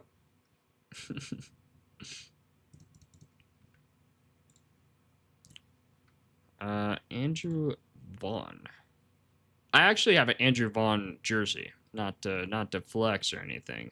Andrew Vaughn White Sox jersey, because it's like, oh, we're gonna sign this guy. We're gonna sign this guy to a 6-year deal or whatever his contract was. Oh, he's my favorite player. I'm gonna go buy his jersey. Oh, we're trading him. Okay. Thanks, White Sox. Thanks, man. That was really nice. Anyway. Just have to crash out a little bit. Vaughn, there's just not date on him, bro.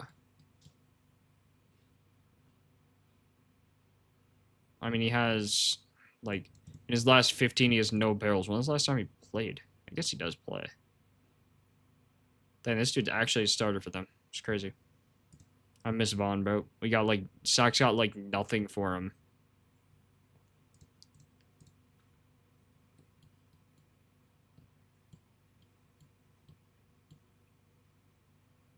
Jeez. See, Vaughn. 6.7 fly ball rate. Yikes. Why is he plus 323? What do they know? Does he own Springer? He has a homer against him, sure, but does he own him? Every hit a fly ball? Yeah, kind of. Holy. 3 fly balls against him, 20% barrel. Kind of a dog. Shaw from Tirana. Miles Shaw is a crazy pull. Is that... No. Shaw or Straw? You said Shaw. I assume he means Straw. I mean, I'm never taking... Why did you say Straw? Wait, where is he? Plus 2,200. Bro, what are we doing? I think the entire game has nuked odds because it's outdoors in Vegas. Oh, is the wind, Oh my god.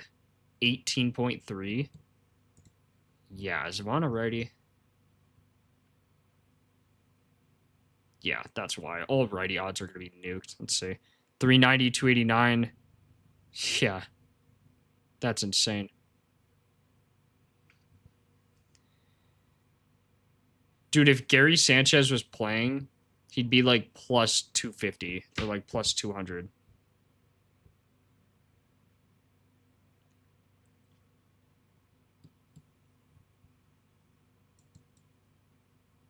I'm trying to see if there's any other updates I should go over.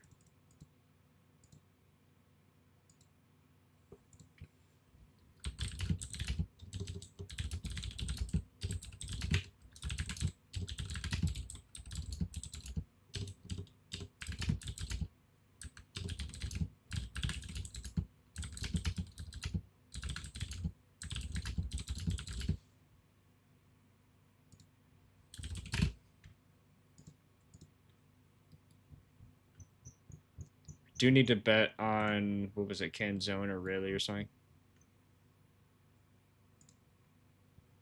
Go over the new zone matchup updates. Yeah, bro, I got you. I did it at the start of stream as well, if you want to rewind, but I'll go over it again.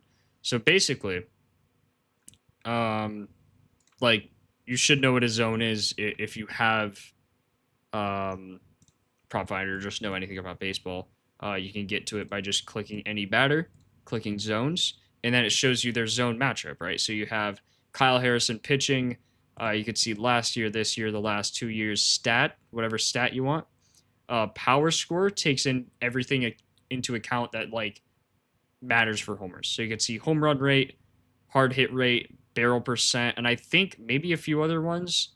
I can't remember if batting average is on, but literally anything that matters for home runs will be incorporated into this power score. Jose just made like a calculation that takes everything that matters into account. That it's what I use. It's what I've been using when I'm researching zone matchups. So don't think too hard about it. When you're researching homers, I would highly recommend using power score. You can use other ones, home run rate, hard hit, barrel, whatever. But it shows you their zone matchup. So you'll see up zone 2, which is right here, power score, and a high usage from the pitcher. So when the batter has a good like history in this specific spot of the zone, you'll see their correlated power score, and the highest is 100. So you can see 100 here.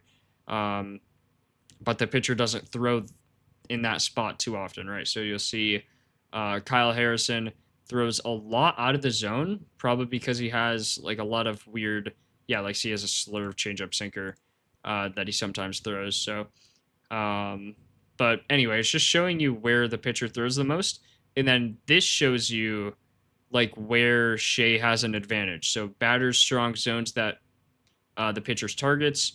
So you can't really go off of what pitcher gives up. Rather, we go off of what the pitcher throws the most, what usage he has. So you could see this zone, zone 2, 3, and 5. You could see not only does Harrison throw there a lot, but Shea hits those zones a lot.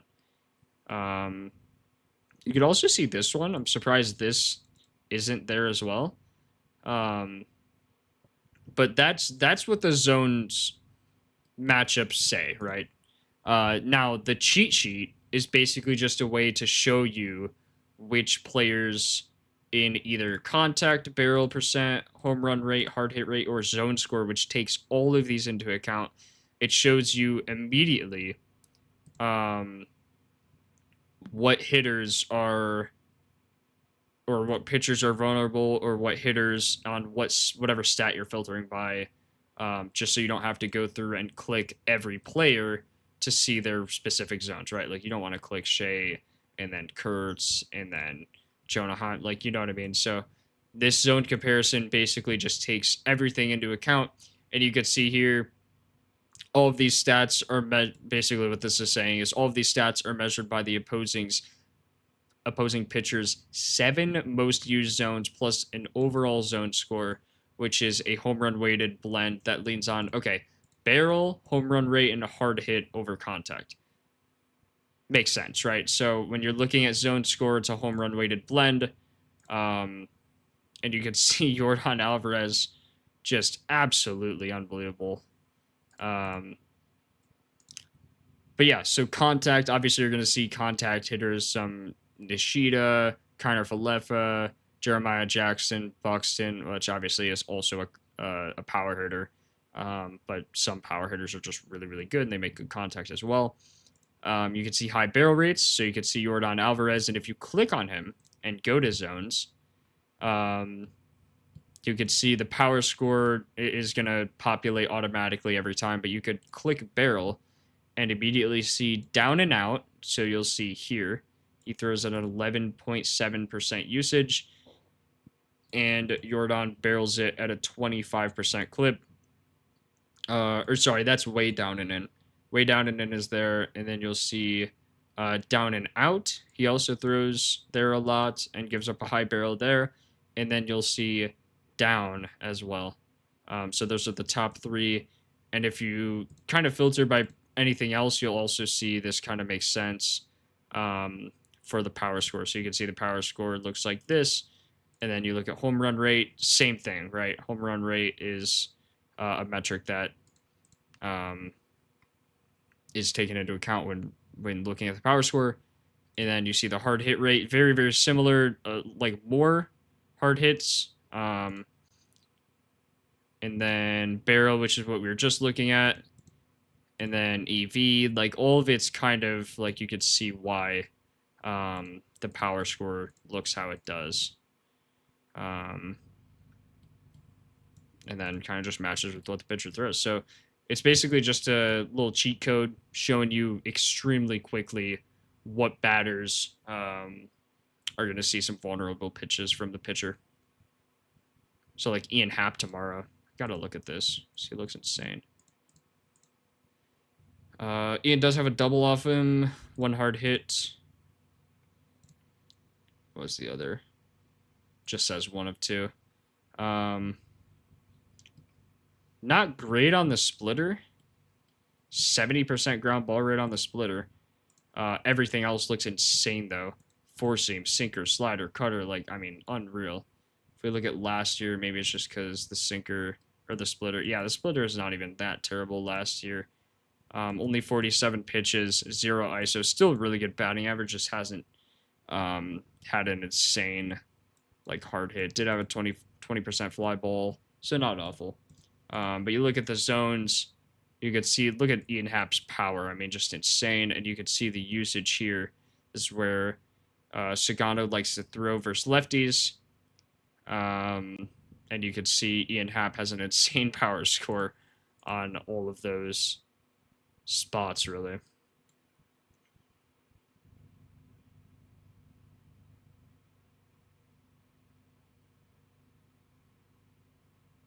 Mead, I'll take a look. Webb on the mound? See, I'd never bet against good pitchers, ever. It's just not worth it. Ian Happ's playing tomorrow, by the way. I was just showing that for an example.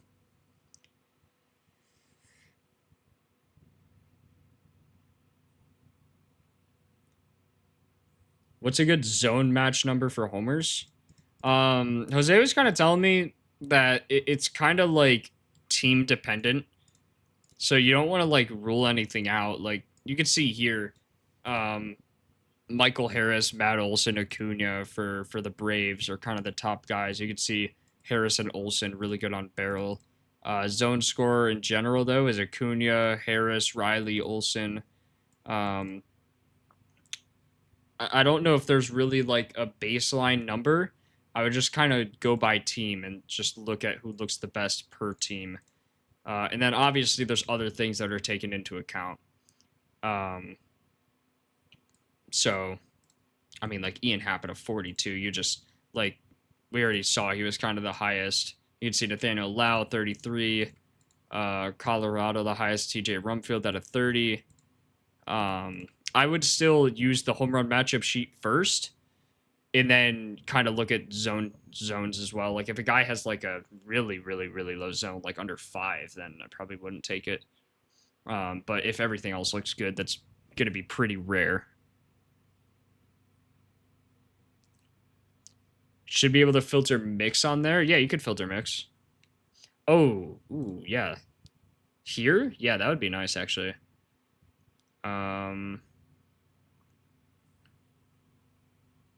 It's a good suggestion. Like you can when you click them. But yeah, I don't know how easily that could be done.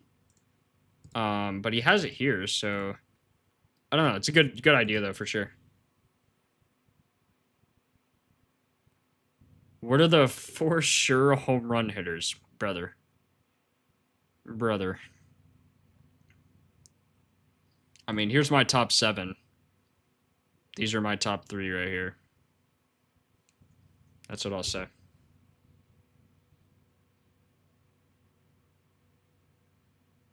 I got you, Lightning. What do you think about... Okay, let's go over Curtis Mead and Sal Stewart quick. Curtis in Oracle Park is crazy. I did take Haas, though. Has to be a righty in Oracle. Curtis Mead is a righty. Good pull barrel. But Logan Webb gives up 0.37 of a homer to righties. Let's see what he did last year. 0.51. You just can't take that, man. He gives up an 11% fly ball rate to righties. You can't take that, bro. Sinker. He is good on the sinker, but it's like, see, a 50% ground ball rate, and Webb's one of the best sinkers. What was the new update? Yo, rewind like 5 minutes, and you'll see me go over it. It's the zone comparison cheat sheet.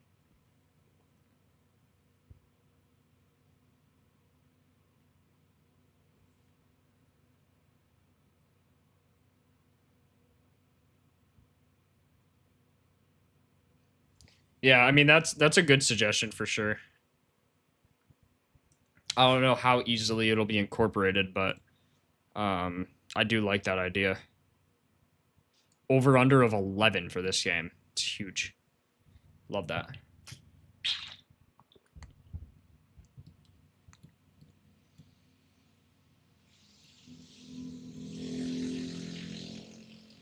Dang, you guys hear that motorcycle outside?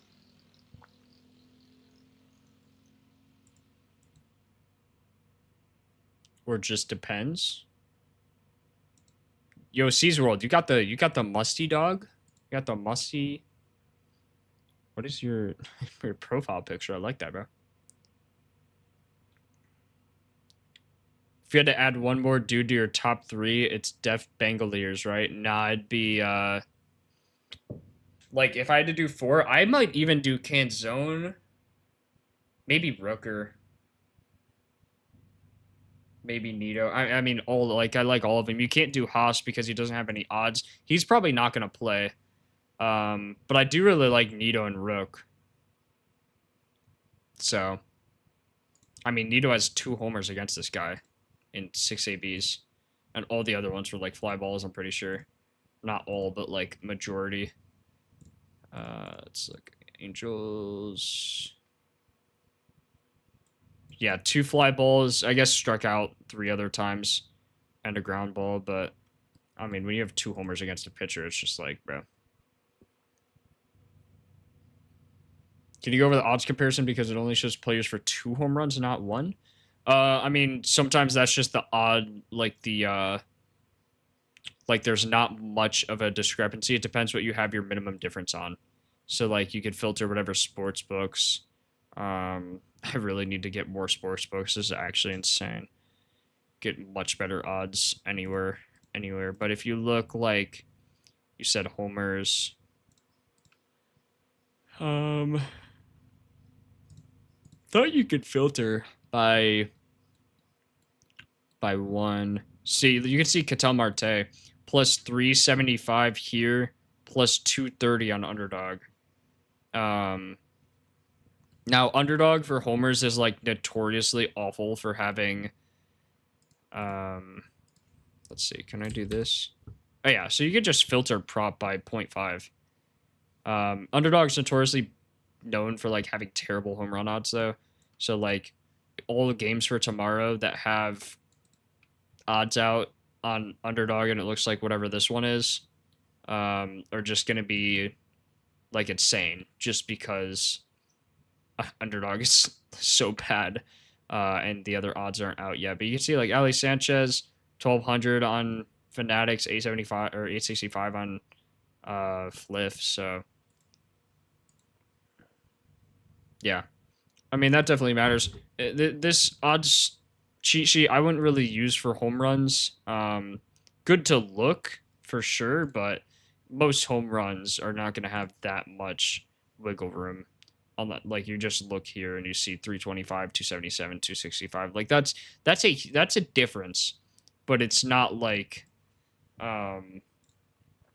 usually the odds discrepancies is like when you see something absolutely insane, you just bet it. You don't even look at data. You just bet it because the odd discrepancy is insane, right? So, Canzone, Brooker, Trout. Trout's an interesting one.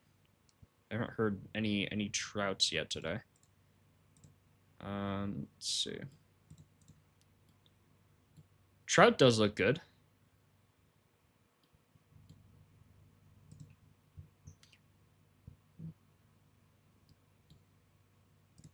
Basayo not playing? Bro, are you for real? No shot.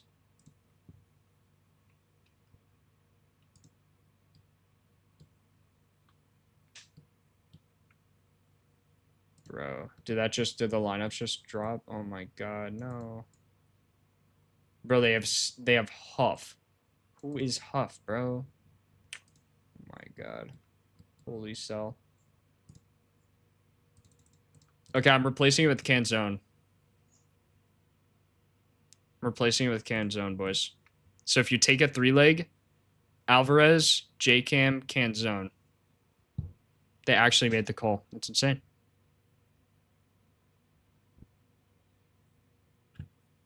That sucks, bro. What the heck?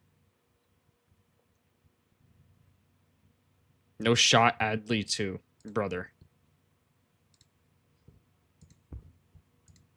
Brother. Like, the only guy I even somewhat like then is Holiday. Maybe he goes. But that's more of like a odds, like a value bet.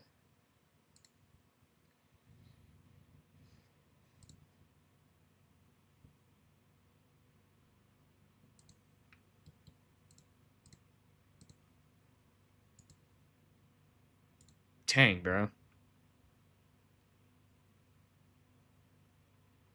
I think Ben Rice's value is terrible today. Okay, let me go to my bets.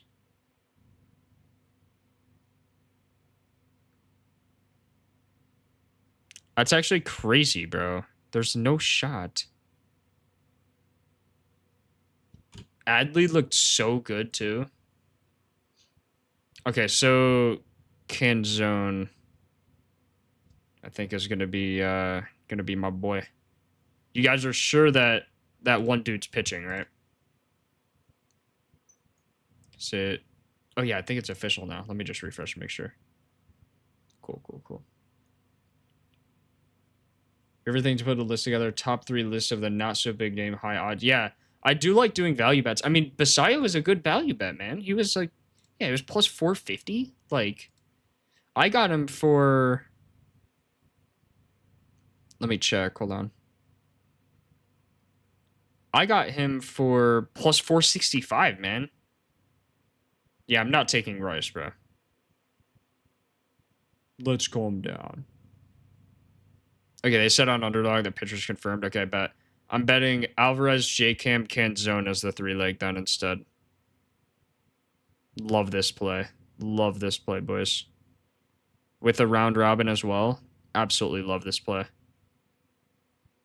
So the other round robin, it doesn't void, it just takes. So that's just like a normal. Okay, so yeah. We're good. Okay, I'm putting $10 on the round robin and 14 on the lay. I also need to bet Canzone as well straight. 437 is crazy from what I was saying with just the data. Let me on 437.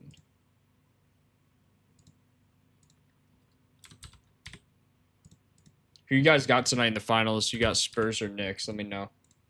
I feel like if the Spurs lose tonight, they're done and it's ending in 4. If the Spurs win tonight, they're still done and it's ending in 6. Like, I don't know, man. It's so chalked. It's so sad. I feel so bad for Wemby, bro. I just don't know. How do you... Okay, you have game on the line. You have 10 seconds left. You just had an absolute blunder. Stephon Castle, that pass. I know you guys know what I'm talking about. Wemby throwing it off his back. Blunder, right? You get the ball back. Jalen Brunson misses a free throw. You need 2 points to win game 2 of the finals. You're at home. You take a timeout. You have 10 seconds left. You're on the other side of the court. You're good, right? You draw up the play you want, and you get out of the timeout. And the play you draw up is an inbound to De'Aaron Fox. He had an open lane. De'Aaron Fox passes it back to Wemby for a fadeaway elbow floater. I mean, what are we doing? You have an 8-foot center, bro. Can we give him the ball and let him dunk it to win the NBA Finals? Like, what are we doing, man? Like, that is just not the shot. It's like, you know that clip of Valentine? Valentine! Oh, no, that is not the shot. That was it, and it's in the NBA Finals. This is your best play. Your best play you've ever had as a coach, and it's a Wemby 8-foot alien floater fadeaway at the elbow. I just cannot get behind it. Anyway, that's enough from that. But, like, it's just, yeah, come on, man. Like, what are we doing?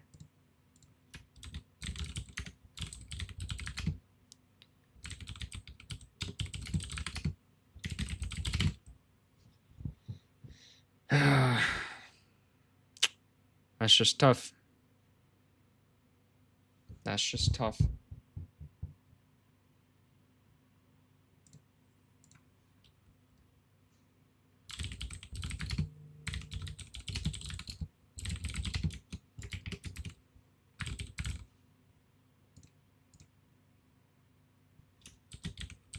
Sending out alerts for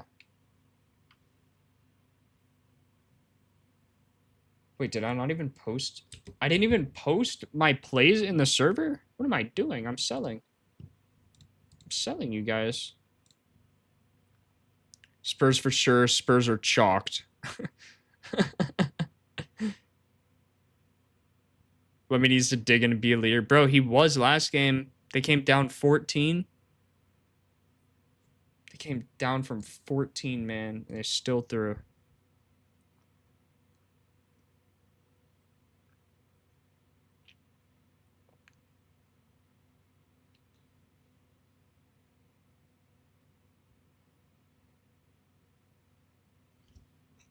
Just can't believe it, man.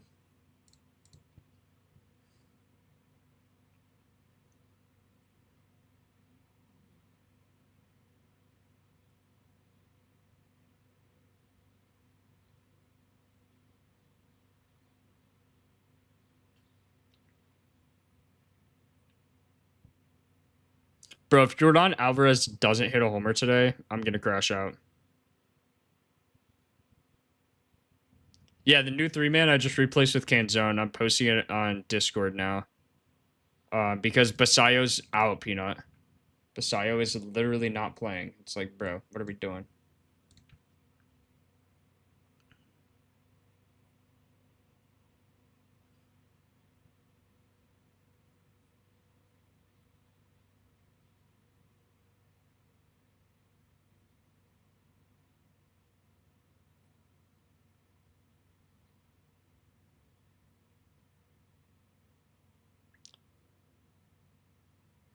Bro.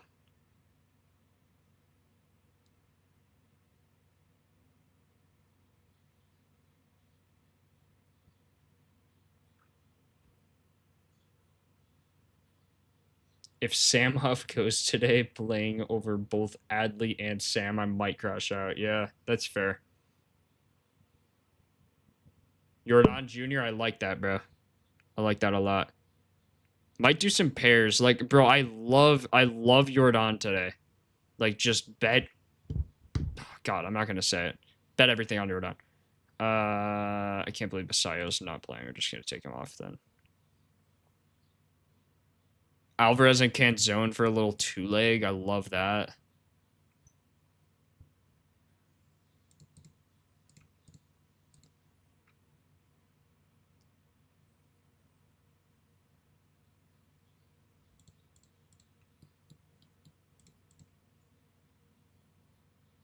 Canzone's just a dog, man.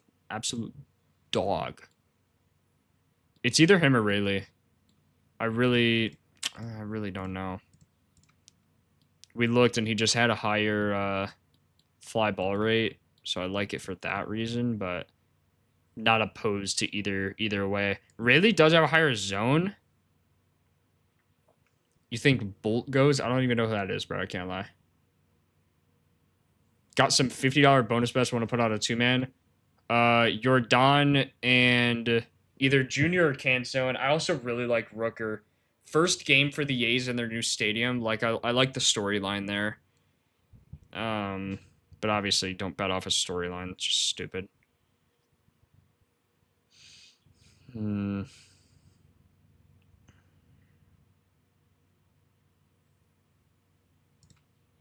did I scam myself? I might have scammed myself. No, we're good. Yeah, I bet on DraftKings instead of BetMGM, but that's good. You should bet. If you want to do the parlay of like what I did for the top 3, Canzone, J-Cam, Alvarez. That's what I would do.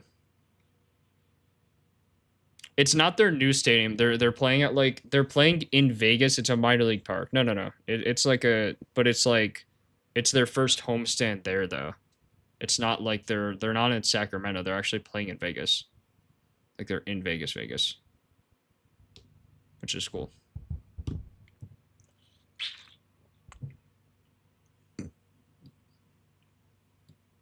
No J-Cam? Bro, are we serious? No shot. No, you're trolling. No, J-Cam's playing, bro. Holy, you're actually trolling.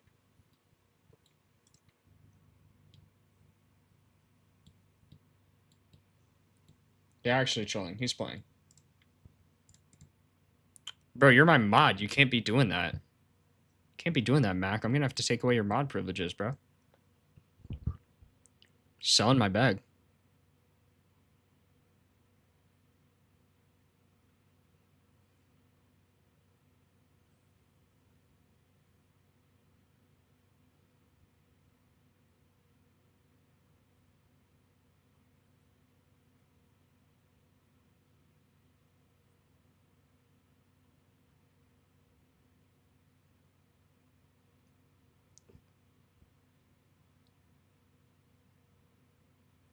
You don't like J-Cam, that's why you said it. It's like saying Schwarber not playing on a random day without being injured, exactly. Jordan gonna get scratched, bro. Ain't no way.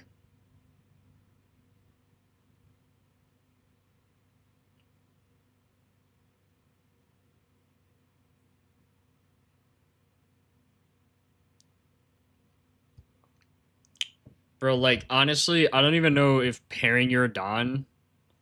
Like, Jordan is so high for me right now, like... I mean, I got him at 279. He's plus 213 now. I don't think I've ever seen a better matchup. Like, sure, he's a little low on the barrel for just the four-seamer, but bro, bro, what are we even doing here? Wind blowing out for him. Look at all of these outs that would be homers. I mean, it's glorious, boys. It's absolutely glorious. When I look at power score, it looks like early throw a lot outside. Wait, early is Boston. With a high zone. J-Cam is a high zone too. Huge. See, I feel like I'm gonna treat zones like as weak spots. Like it's just a bonus. Like it's not the end all be all. It's just like a bonus, you know. He does throw out of the zone a lot.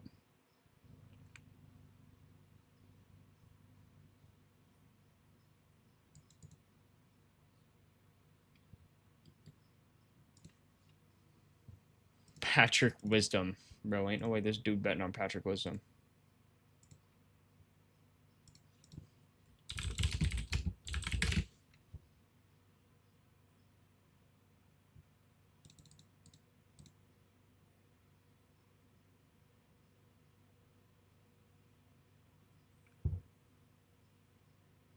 Just can't bet. Well, bet like his bases then or HRR or something. I probably should do that as well. Average EV over his last 15 batted ball events, 100 miles an hour, brother. What are we doing? 26.7% fly ball or barrel in his last 15 ABs, 46.7 fly ball, 42.9% home run per fly ball, 67 hard hit rate, 40% pull.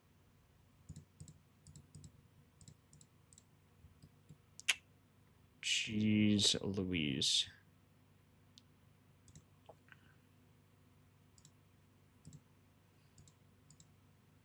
I mean, I bet him for 2 homers, so I don't know. I had him for 2 homers against the Pirates on this day. He only hit 1, fortunately. But, you know, we take those. We take those. He hit 1, and then he had like a 383 flyout, and it's like, bro.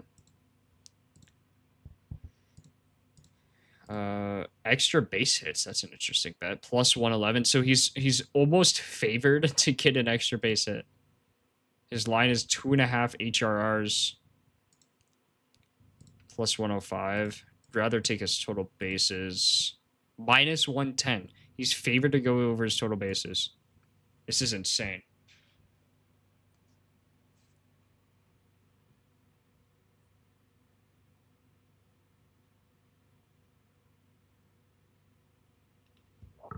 All right. Anything else you guys want to go over? Anything else you guys want to go over? Isaac Paredes actually looks pretty good today. I can't lie. But he's a righty. You want to take a lefty in this matchup for show.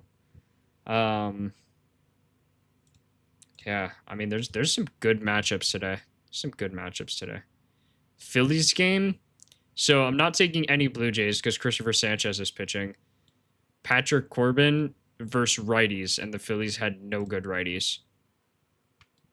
Someone said Adolis Garcia earlier, but like he has a 3% pull barrel.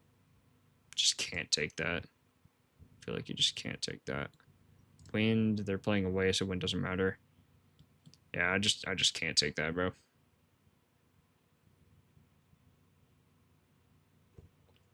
What do you look at when home run picks? Check out, I have a video on that. Check out the home run video. I released it like a few weeks ago. 2 weeks ago or so. Colton Cowser, you want to bet on? Let's see. He has a lefty. Not bad. Like a Basayo replacement, maybe.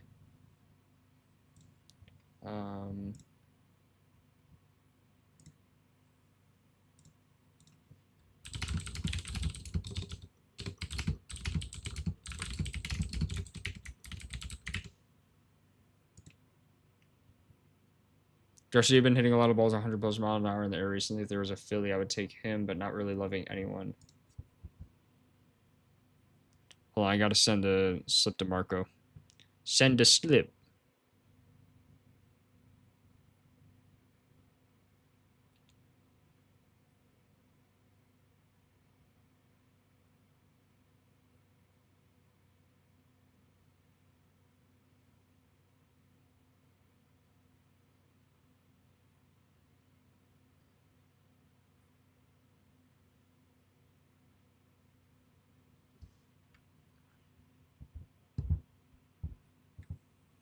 Yeah, Kaiser or Mayo.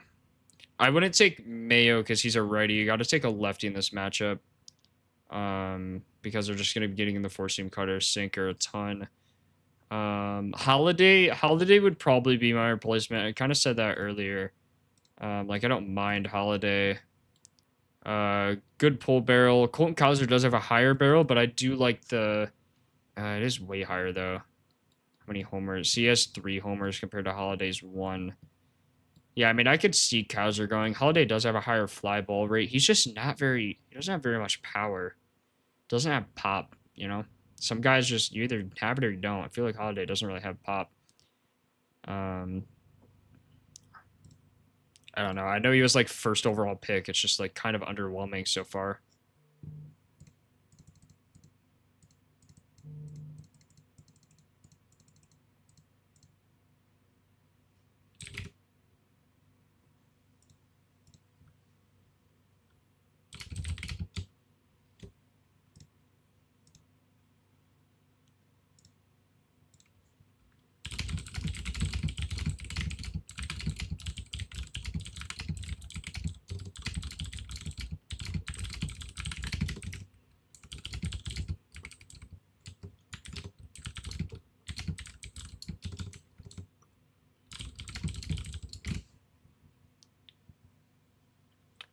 Everyone was on Pete. One of his guys were watching Pete. Day late for me. Holiday. Holiday hit a triple yesterday. Did he really?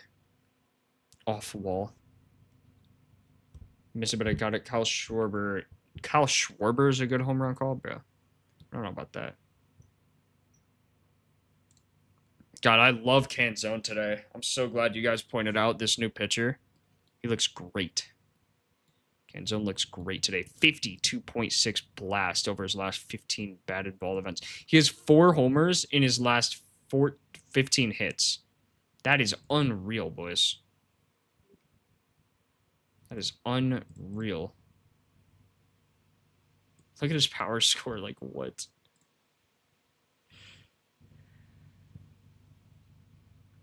Sorry, let me add Canzone. Also, someone said J-Ram. I was kind of looking at him, but J-Ram, like, he just doesn't barrel the ball this season. Like, I don't know.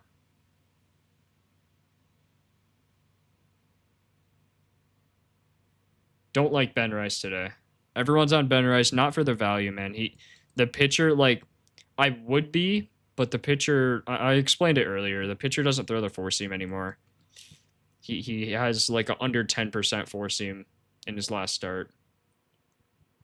You're on Canzone before the pitcher change. It's funny. Attaboy. Only thing with Canzone is, though, Dan Wilson always replace pinch hits him. Really? That's not good.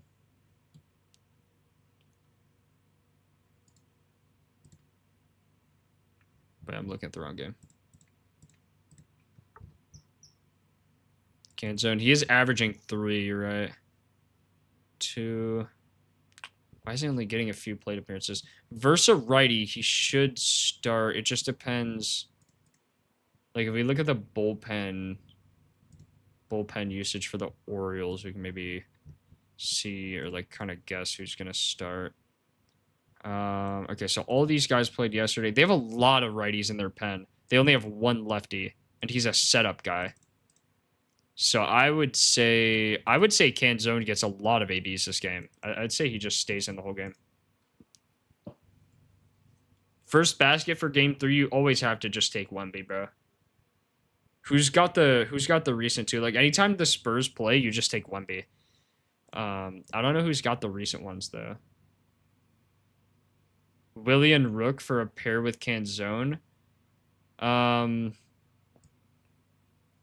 I would take Brent Rooker just based on stadium. I hate the Giants stadium. You just have to hate the Giants stadium. I also really like Rooker. I think Rooker's stats alone just look better in general. There's a really good pull barrel, good pull air, good fly ball, good line drive, things like that. I actually like Rooker more than Shea today, I think. Like, Shea doesn't strike out nearly as much, but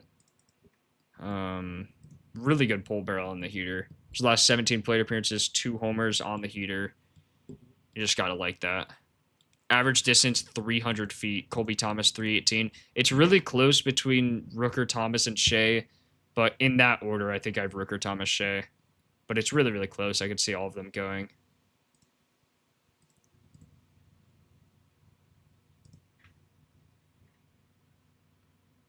Who do you like from New York Cleveland game? I don't really have anyone from that game. Don't have anyone, bro. Like Ben Rice, I guess maybe Jazz is a value pick.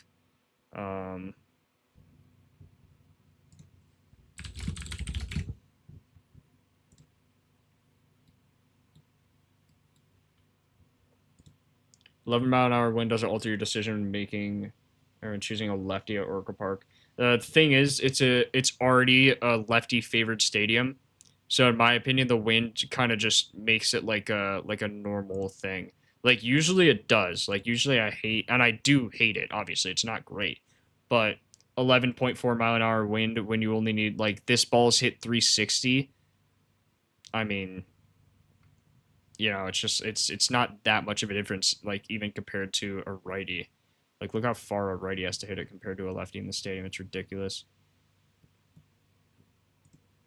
Blaze Alexander, isn't he on the Orioles? He's a righty. I wouldn't take a righty in this game. Really low pull barrel. Also doesn't look like he's playing. How does Eric Haas look to you? Let's see if this answers your question. Bang, he's right there. Like him today. It's just not getting... he might not play. So, like, all the guys I'm taking today just aren't playing. Basaya already got ruled out. Orca Park going to break a lot of hearts tonight with a bunch of 108, 400-foot flyouts against Mikolas. 100%. Like, bro, the Nationals actually know. Like, it's crazy the pitching staffs always, like, know things like that. Like, oh, yeah, let's start Mikolas in this game at Oracle rather than saving him for whatever series they just had.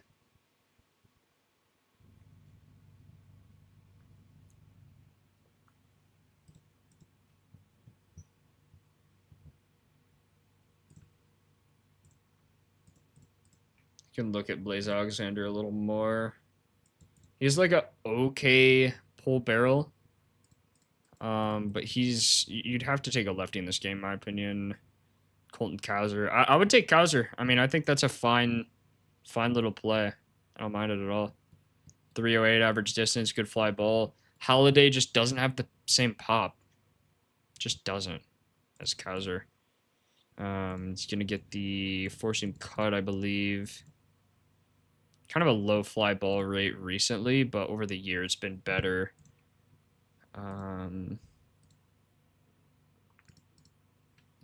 Yeah, four-seam cut. You can see this is why you wouldn't want to take a righty. It gives up nothing to righties, man.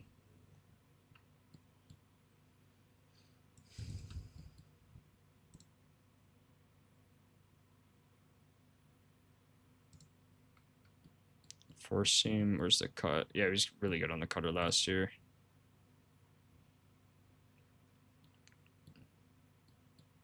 Kind of a high ground ball rate on the cut this year.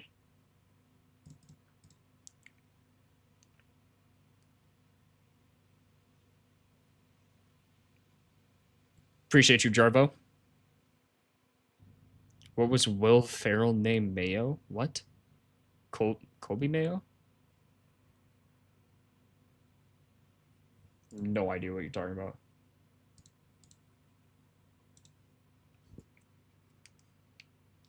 Do we know who's pitching after Ian Seymour? Yeah, we do. It's the he's already listed as a starter, or I guess not listed as a starter. Oh yeah, wait. Is Ian Seymour not starting? Or wait, sorry, it's Rays. Hold on. I'm tripping. After Ian Seymour, it was Englert.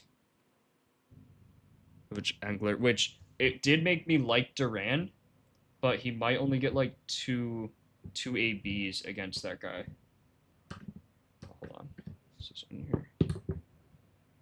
My battery on my headset died. I'm replacing that. Adley is not playing. He got ruled out. Same with Basayo, unfortunately.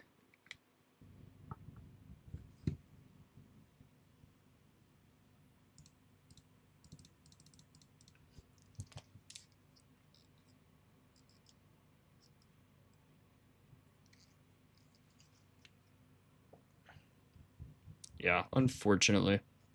I need to see what pairs I want to run. So I really, dude, Jordan is just unreal today. Oh, maybe I have a boost on MGM. I could run Jordan and JCam there.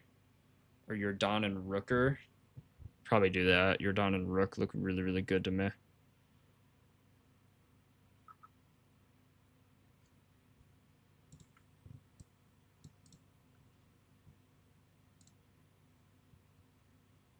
Colby Thomas too, man. I just can't decide if I want to take Rook or Thomas. It's really close between those two. Nito Jordan, I do like that as well. If you have like a same game parlay boost. I just need to... Bro, BetMGM is not loading. It's selling like usual. There we go, finally. Could also go over the final stuff.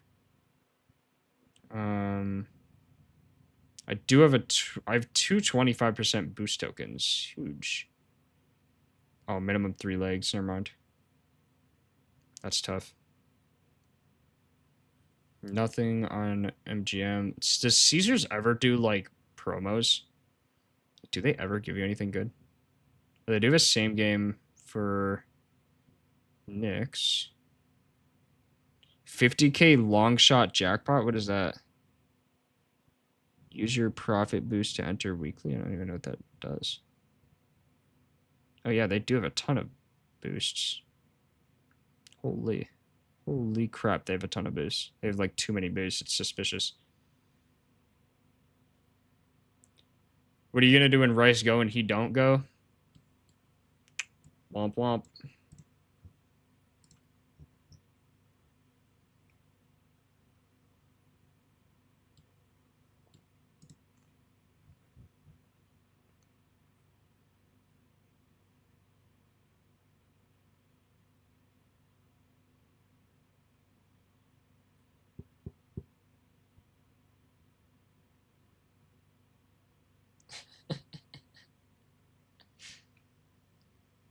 Sure, bonus best if your parlay hits plus 1,000 or better. Interesting. So that's probably a good spot to do a little two leg pair. Need a really close odds.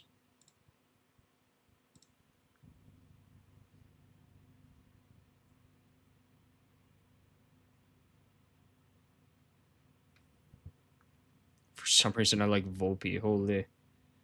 Hit one a few weeks ago. Got 150 in bonus. That's nice. If Rice is a lefty and he's batting from the... If Rice is a lefty, is he batting from the right side of the plate? Correct. If you're facing, like, the... If you're, like, sitting behind home plate, then yes. That's why righty's pull side is left field and lefty's pull side is right field.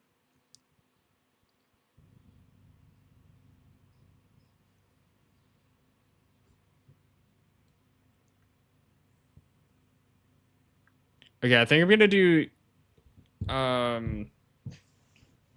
What should we do? What? You're good, Mac. What pairs should we do? Jordan and Rook and like J Cam and Canzone or something.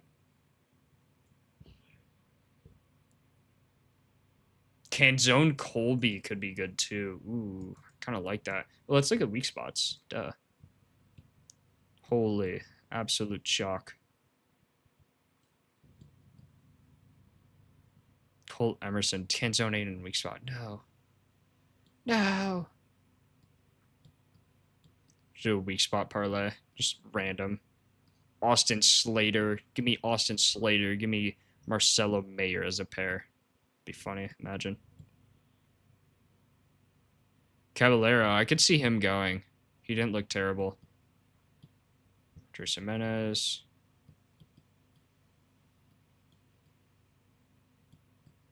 Second, third, fourth, fifth, eighth. Hey, Jordan's batting second. He's in a 300 ISO spot.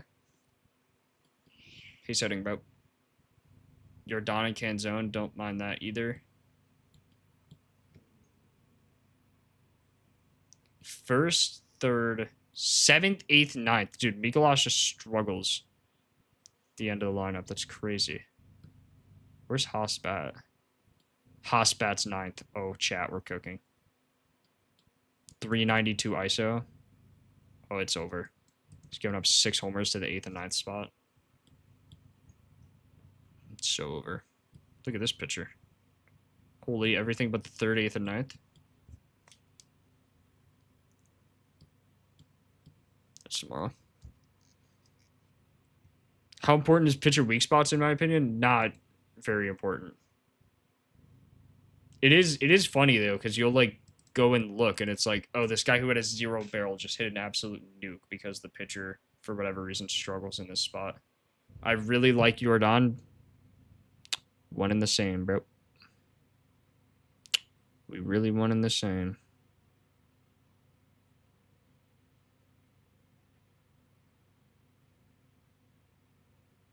Give me Jordan at plus 220, and give me Rooker and Jordan. I think that's my favorite little slip. Because I already have Jordan and J-Cam, so I don't want to play that again. That's why I'm playing Jordan and Rook. And I also need to play... It says needs to be 3 legs, unfortunately. for the boost. So this is what I did last time and it ended up hitting. So I'm going to do strikeout matchups. See who has the best. Ian Seymour, yeah, absolutely not. Emerson Hancock against the Orioles. And then we're going to take his lowest K line. Like minus 1,000 K line. And surely he hits. And then if he doesn't, I'm just stupid.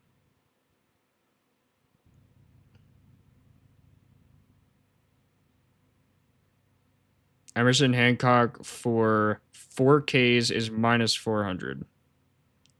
I don't really like that.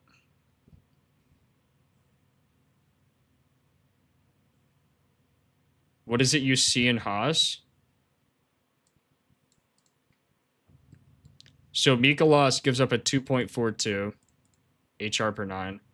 He throws the sinker four-seam slider. So let's just look generally who looks good. Haas, 10% barrel. Willie Adames also looks good. This is, hold on. That's not right. Haas, 9.1% barrel, good pull air. Casey Schmidt, Willie Adames, all look good. All look good there. But you filter this. Filter last 25. I always start last 25 plate appearances. Eric Haas, 6.2 pull barrel, but at 18.8 normal. I think he also had a good fly ball rate. Willie Adames actually looks really, really good. I don't love the park, but, you know, what are you going to do with the park? If you look at his last 15 in general, see Willie Adames looks good there. But look, Haas in his last 15 ABs has a 30% barrel, 3 over 250 or over 350, 2 near homers. I mean, it's kind of nasty, bro. For that value, that's nasty. Highest pull barrel on his team, and you need to pull it. As a righty in this stadium, you need to pull it. If you don't, it's just not going to be a homer. You can't hit a homer oppo unless you have like Nick Kurtz power or something. Julio sleeper.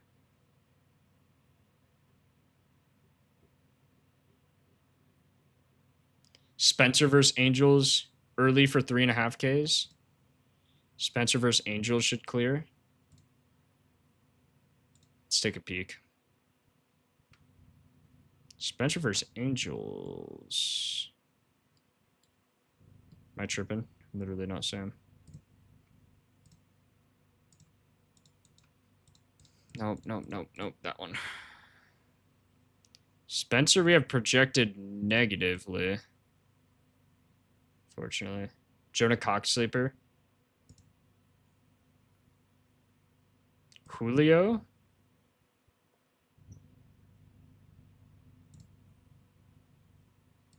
Don't mind Julio, bro. Don't mind Julio at all. Let's look here. So recently, yeah, I mean, Patrick Wisdom looks good, but he only has 15 plate appearances compared to J-Rod's 214 on the season. Really low fly ball rate against righties. Sinker, slider.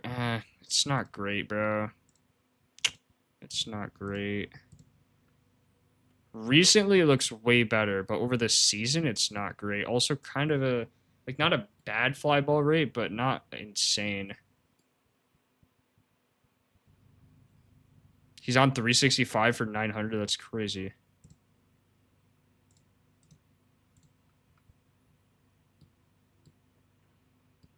Yeah, I don't mind J-Rod. I mean, 3 homers.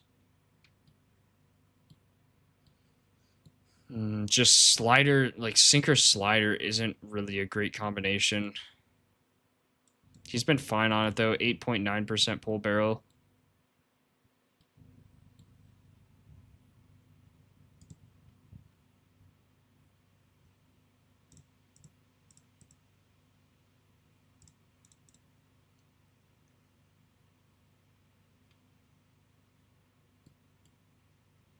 It's not awful. Righties, it's not a great park, but he's cleared so many of these. Wind's blowing out a little bit in favor of him as well. Jordan Adames, Wilson, and Julio. Wilson who? Contreras?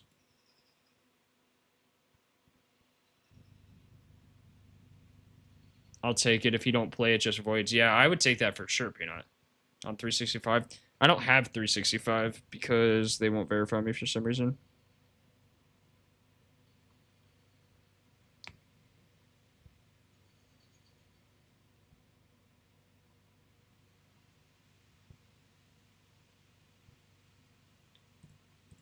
I'd be careful on Contreras because this starting pitcher is not going to throw a lot. So you probably did research on that, but he's just not going to throw a lot.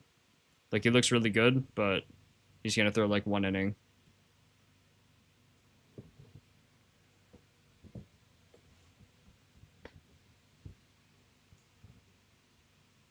If I had to say like top 4, Jordan, J-Cam, Rooker, and Canzone would be my 4 leg.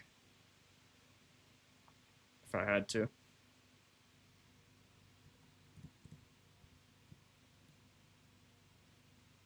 What if I take Wemby for like... What's the minimum amount of points I can take Wemby for? 10? Can I even take that? No. Wait. No. 15?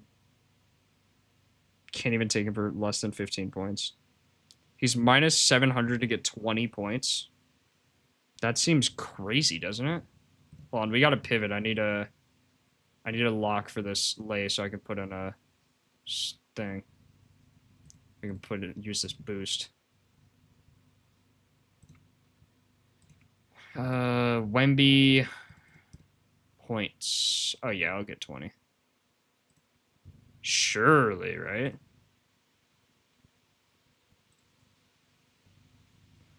How many shots is he averaging? So you give him like 15 shots on 30 minutes. Let's see what he does. 15 shots on 30 minutes. He's only missed 4 games. He missed here when he shot 5 of 17. 0 of 8 from 3. Dear Lord. Good night, Wemby. Harper double-double with your Don Homer. Dude, Harper is actually like the Spurs' best player. It's unreal. Dude is a dog. Brunson 1-3. I don't think I can bet that. Landry Shamet 5 threes. Wrap it up, little bro.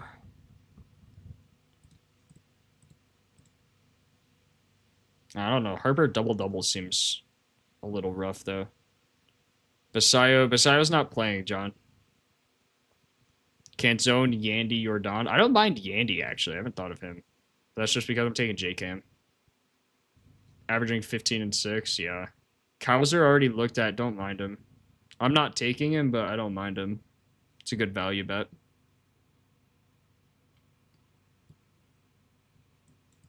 See Dylan Harper coming off the bench 32 minutes. Stephon Castle, I don't know why he didn't get more playing time last game. Probably playing too much catch with his back. Don't forget about Julian. He's been cold lately. Julian Champagny? Bro, bro, this dude's been a dog lately. Shot 5 of 10 from 3. I think it was 5 of 6 at one point. Who's Baltimore's catcher? Like Sam Huff or something? I thought you said Adley out. He is. Adley and Basayo are out, bro. Unfortunately.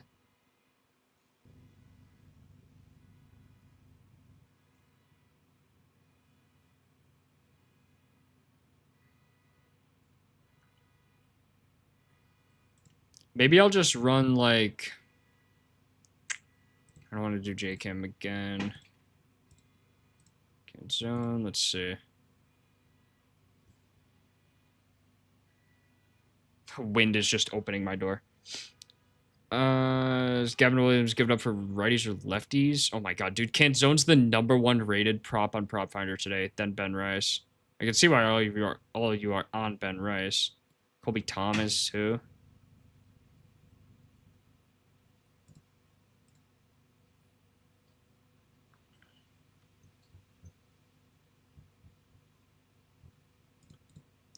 Gavin Williams gives it up for lefties, yeah.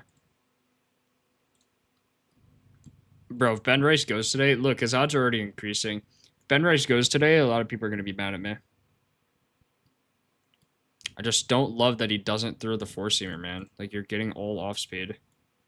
See, when you filter all off-speed, Ben Rice has a 6% barrel. Not even pull. 1.8% pull. It's just not ideal. Alvarez is 0 of 5 against Rodriguez. Don't matter. 0 of 5, 2 Ks a walk, 1 batted ball event, 2 hard hits. Pretty sure he has some fly balls. Yeah, he had a barreled ball, barreled ball. It's insane, but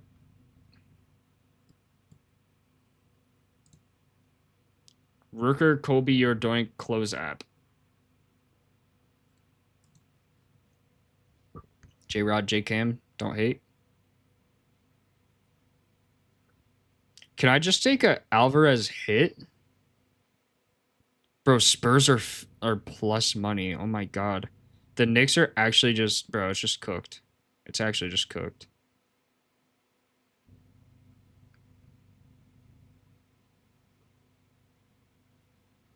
Surely Wemby gets 20 points at minus 700, right?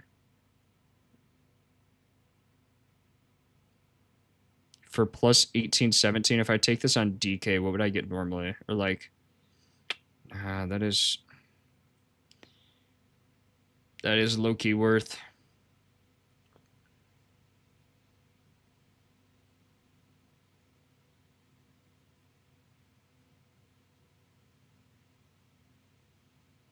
Okay, I'm taking your Don Rooker and Wemby for 20 points.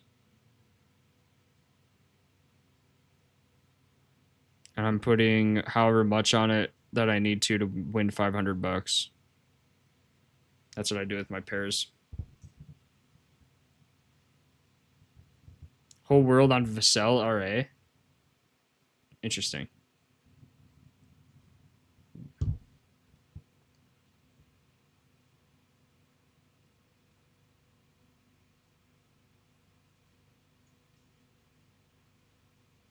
Each game Spurs win. Castle Spurs second best player.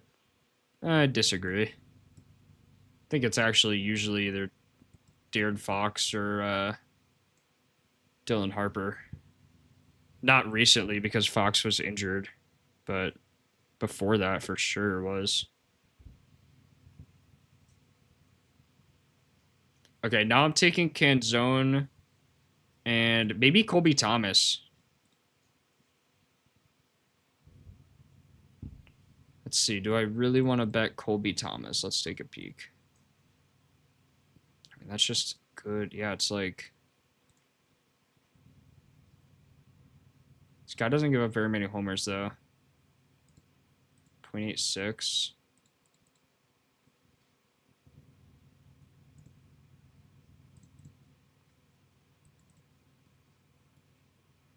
He's given up 3 homers on the year on the heater.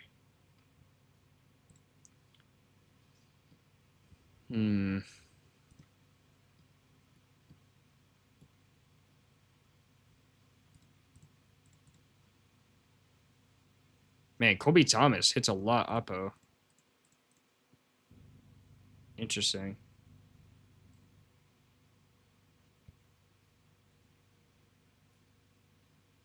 Definitely not Fox. Fox is garbage. But yeah, I'm saying recently. I'm saying throughout the season, not recently. Recently, Fox has been bad because he's coming back from an injury.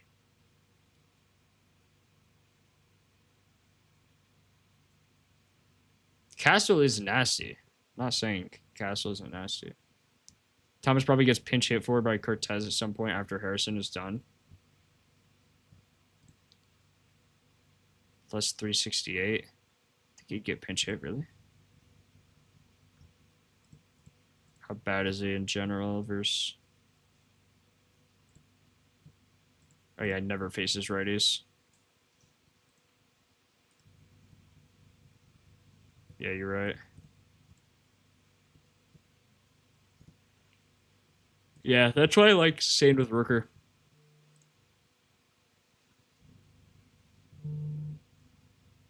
Also, this guy just in general doesn't give up many homers to righties, so I don't think I want to take that as like one of my number one picks. Do need to pair something with Canzone though.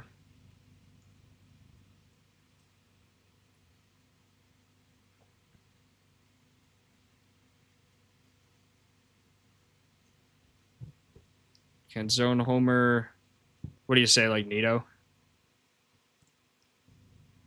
He's also been hot recently. 2 homers in the last 2 games.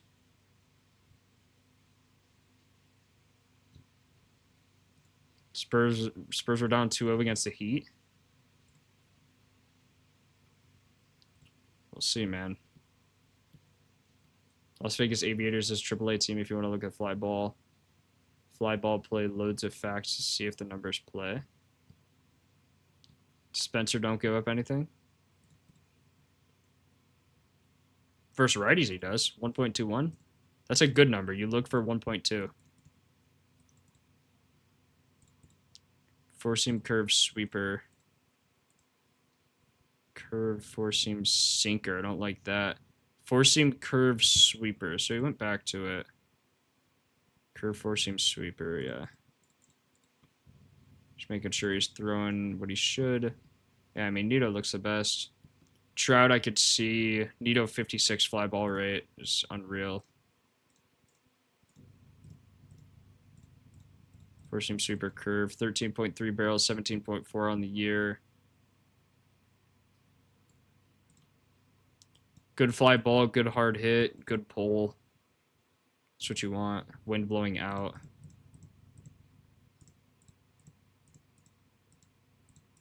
Some change up, sweeper, curve. 18.8 home run per fly ball. All of these outs would be homers as well. Some wouldn't, but he'd have more homers. It's probably closer to 23%. Dude strikes out too much. Bro, you look at anyone who's a power hitter, they strike out too much. That's just what they do. Take Trout if you don't like Nito. I wouldn't blame you for that.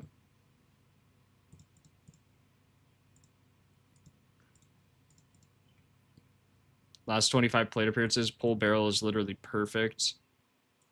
3 near homers, 3 over 350. I mean, that's huge right there.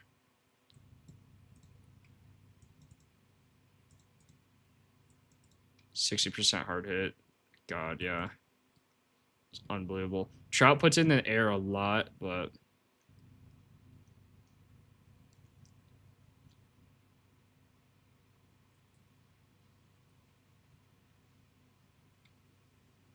Schwannell, I mean, no, but the odds reflect that. Plus 910, I wouldn't take that.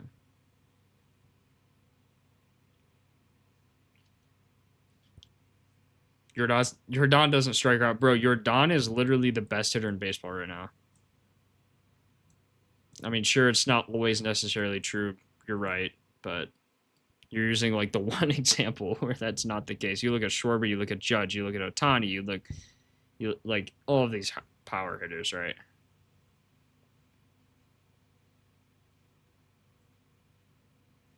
Appreciate that, Romaine. Yeah, I'm not looking at Tatis, bro.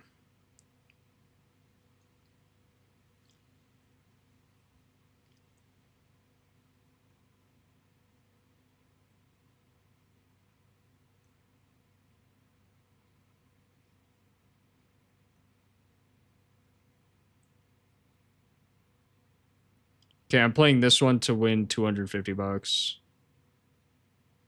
So 9.4 if you're betting on DK. Difference between pull barrel and pull air. So pull air includes God, he's a 40% pull air. Holy. It includes fly balls, line drives, and pop-ups, not just fly balls. So it's anything in the air. As long as it's not a ground ball, it's contributing to the pulled air rate, which is very, very telling how often they're just putting it in the air. Hit a 106 double yesterday.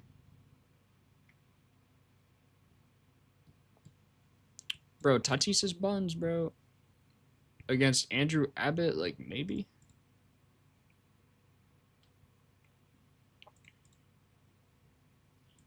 Let's see.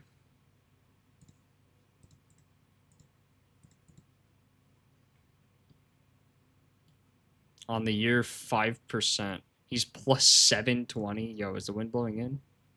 Yeah, the wind's against him as a righty.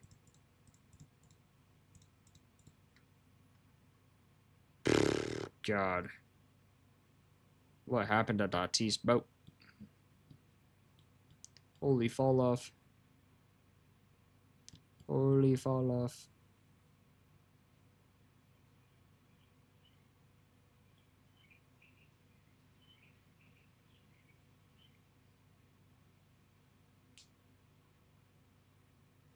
His 0 for 5 against Rodriguez makes him too rich for me. You're not taking him because he's 0 for 5 against Rodriguez? That's insane.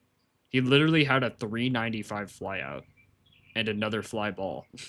like a batter being 0 for 5 and not caring like what they did in that 0 for 5. Like if he's 0 for 5 with 5 strikeouts, sure, don't take him. Like that's a terrible, like that's the worst outcome possible. If he's 0 for 5 with 2 flyouts and one that could have been a homer, and you don't take him because of that, I mean that's just a bad process in my opinion. Like you do what you want, it's just a bad process.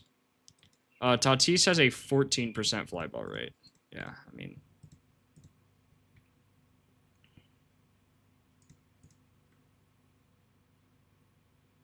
%10 fly ball in his last 25 batted ball events. Jeez. He's not plus 720. It was Gavin Sheets. Yeah, Tatis doesn't look good.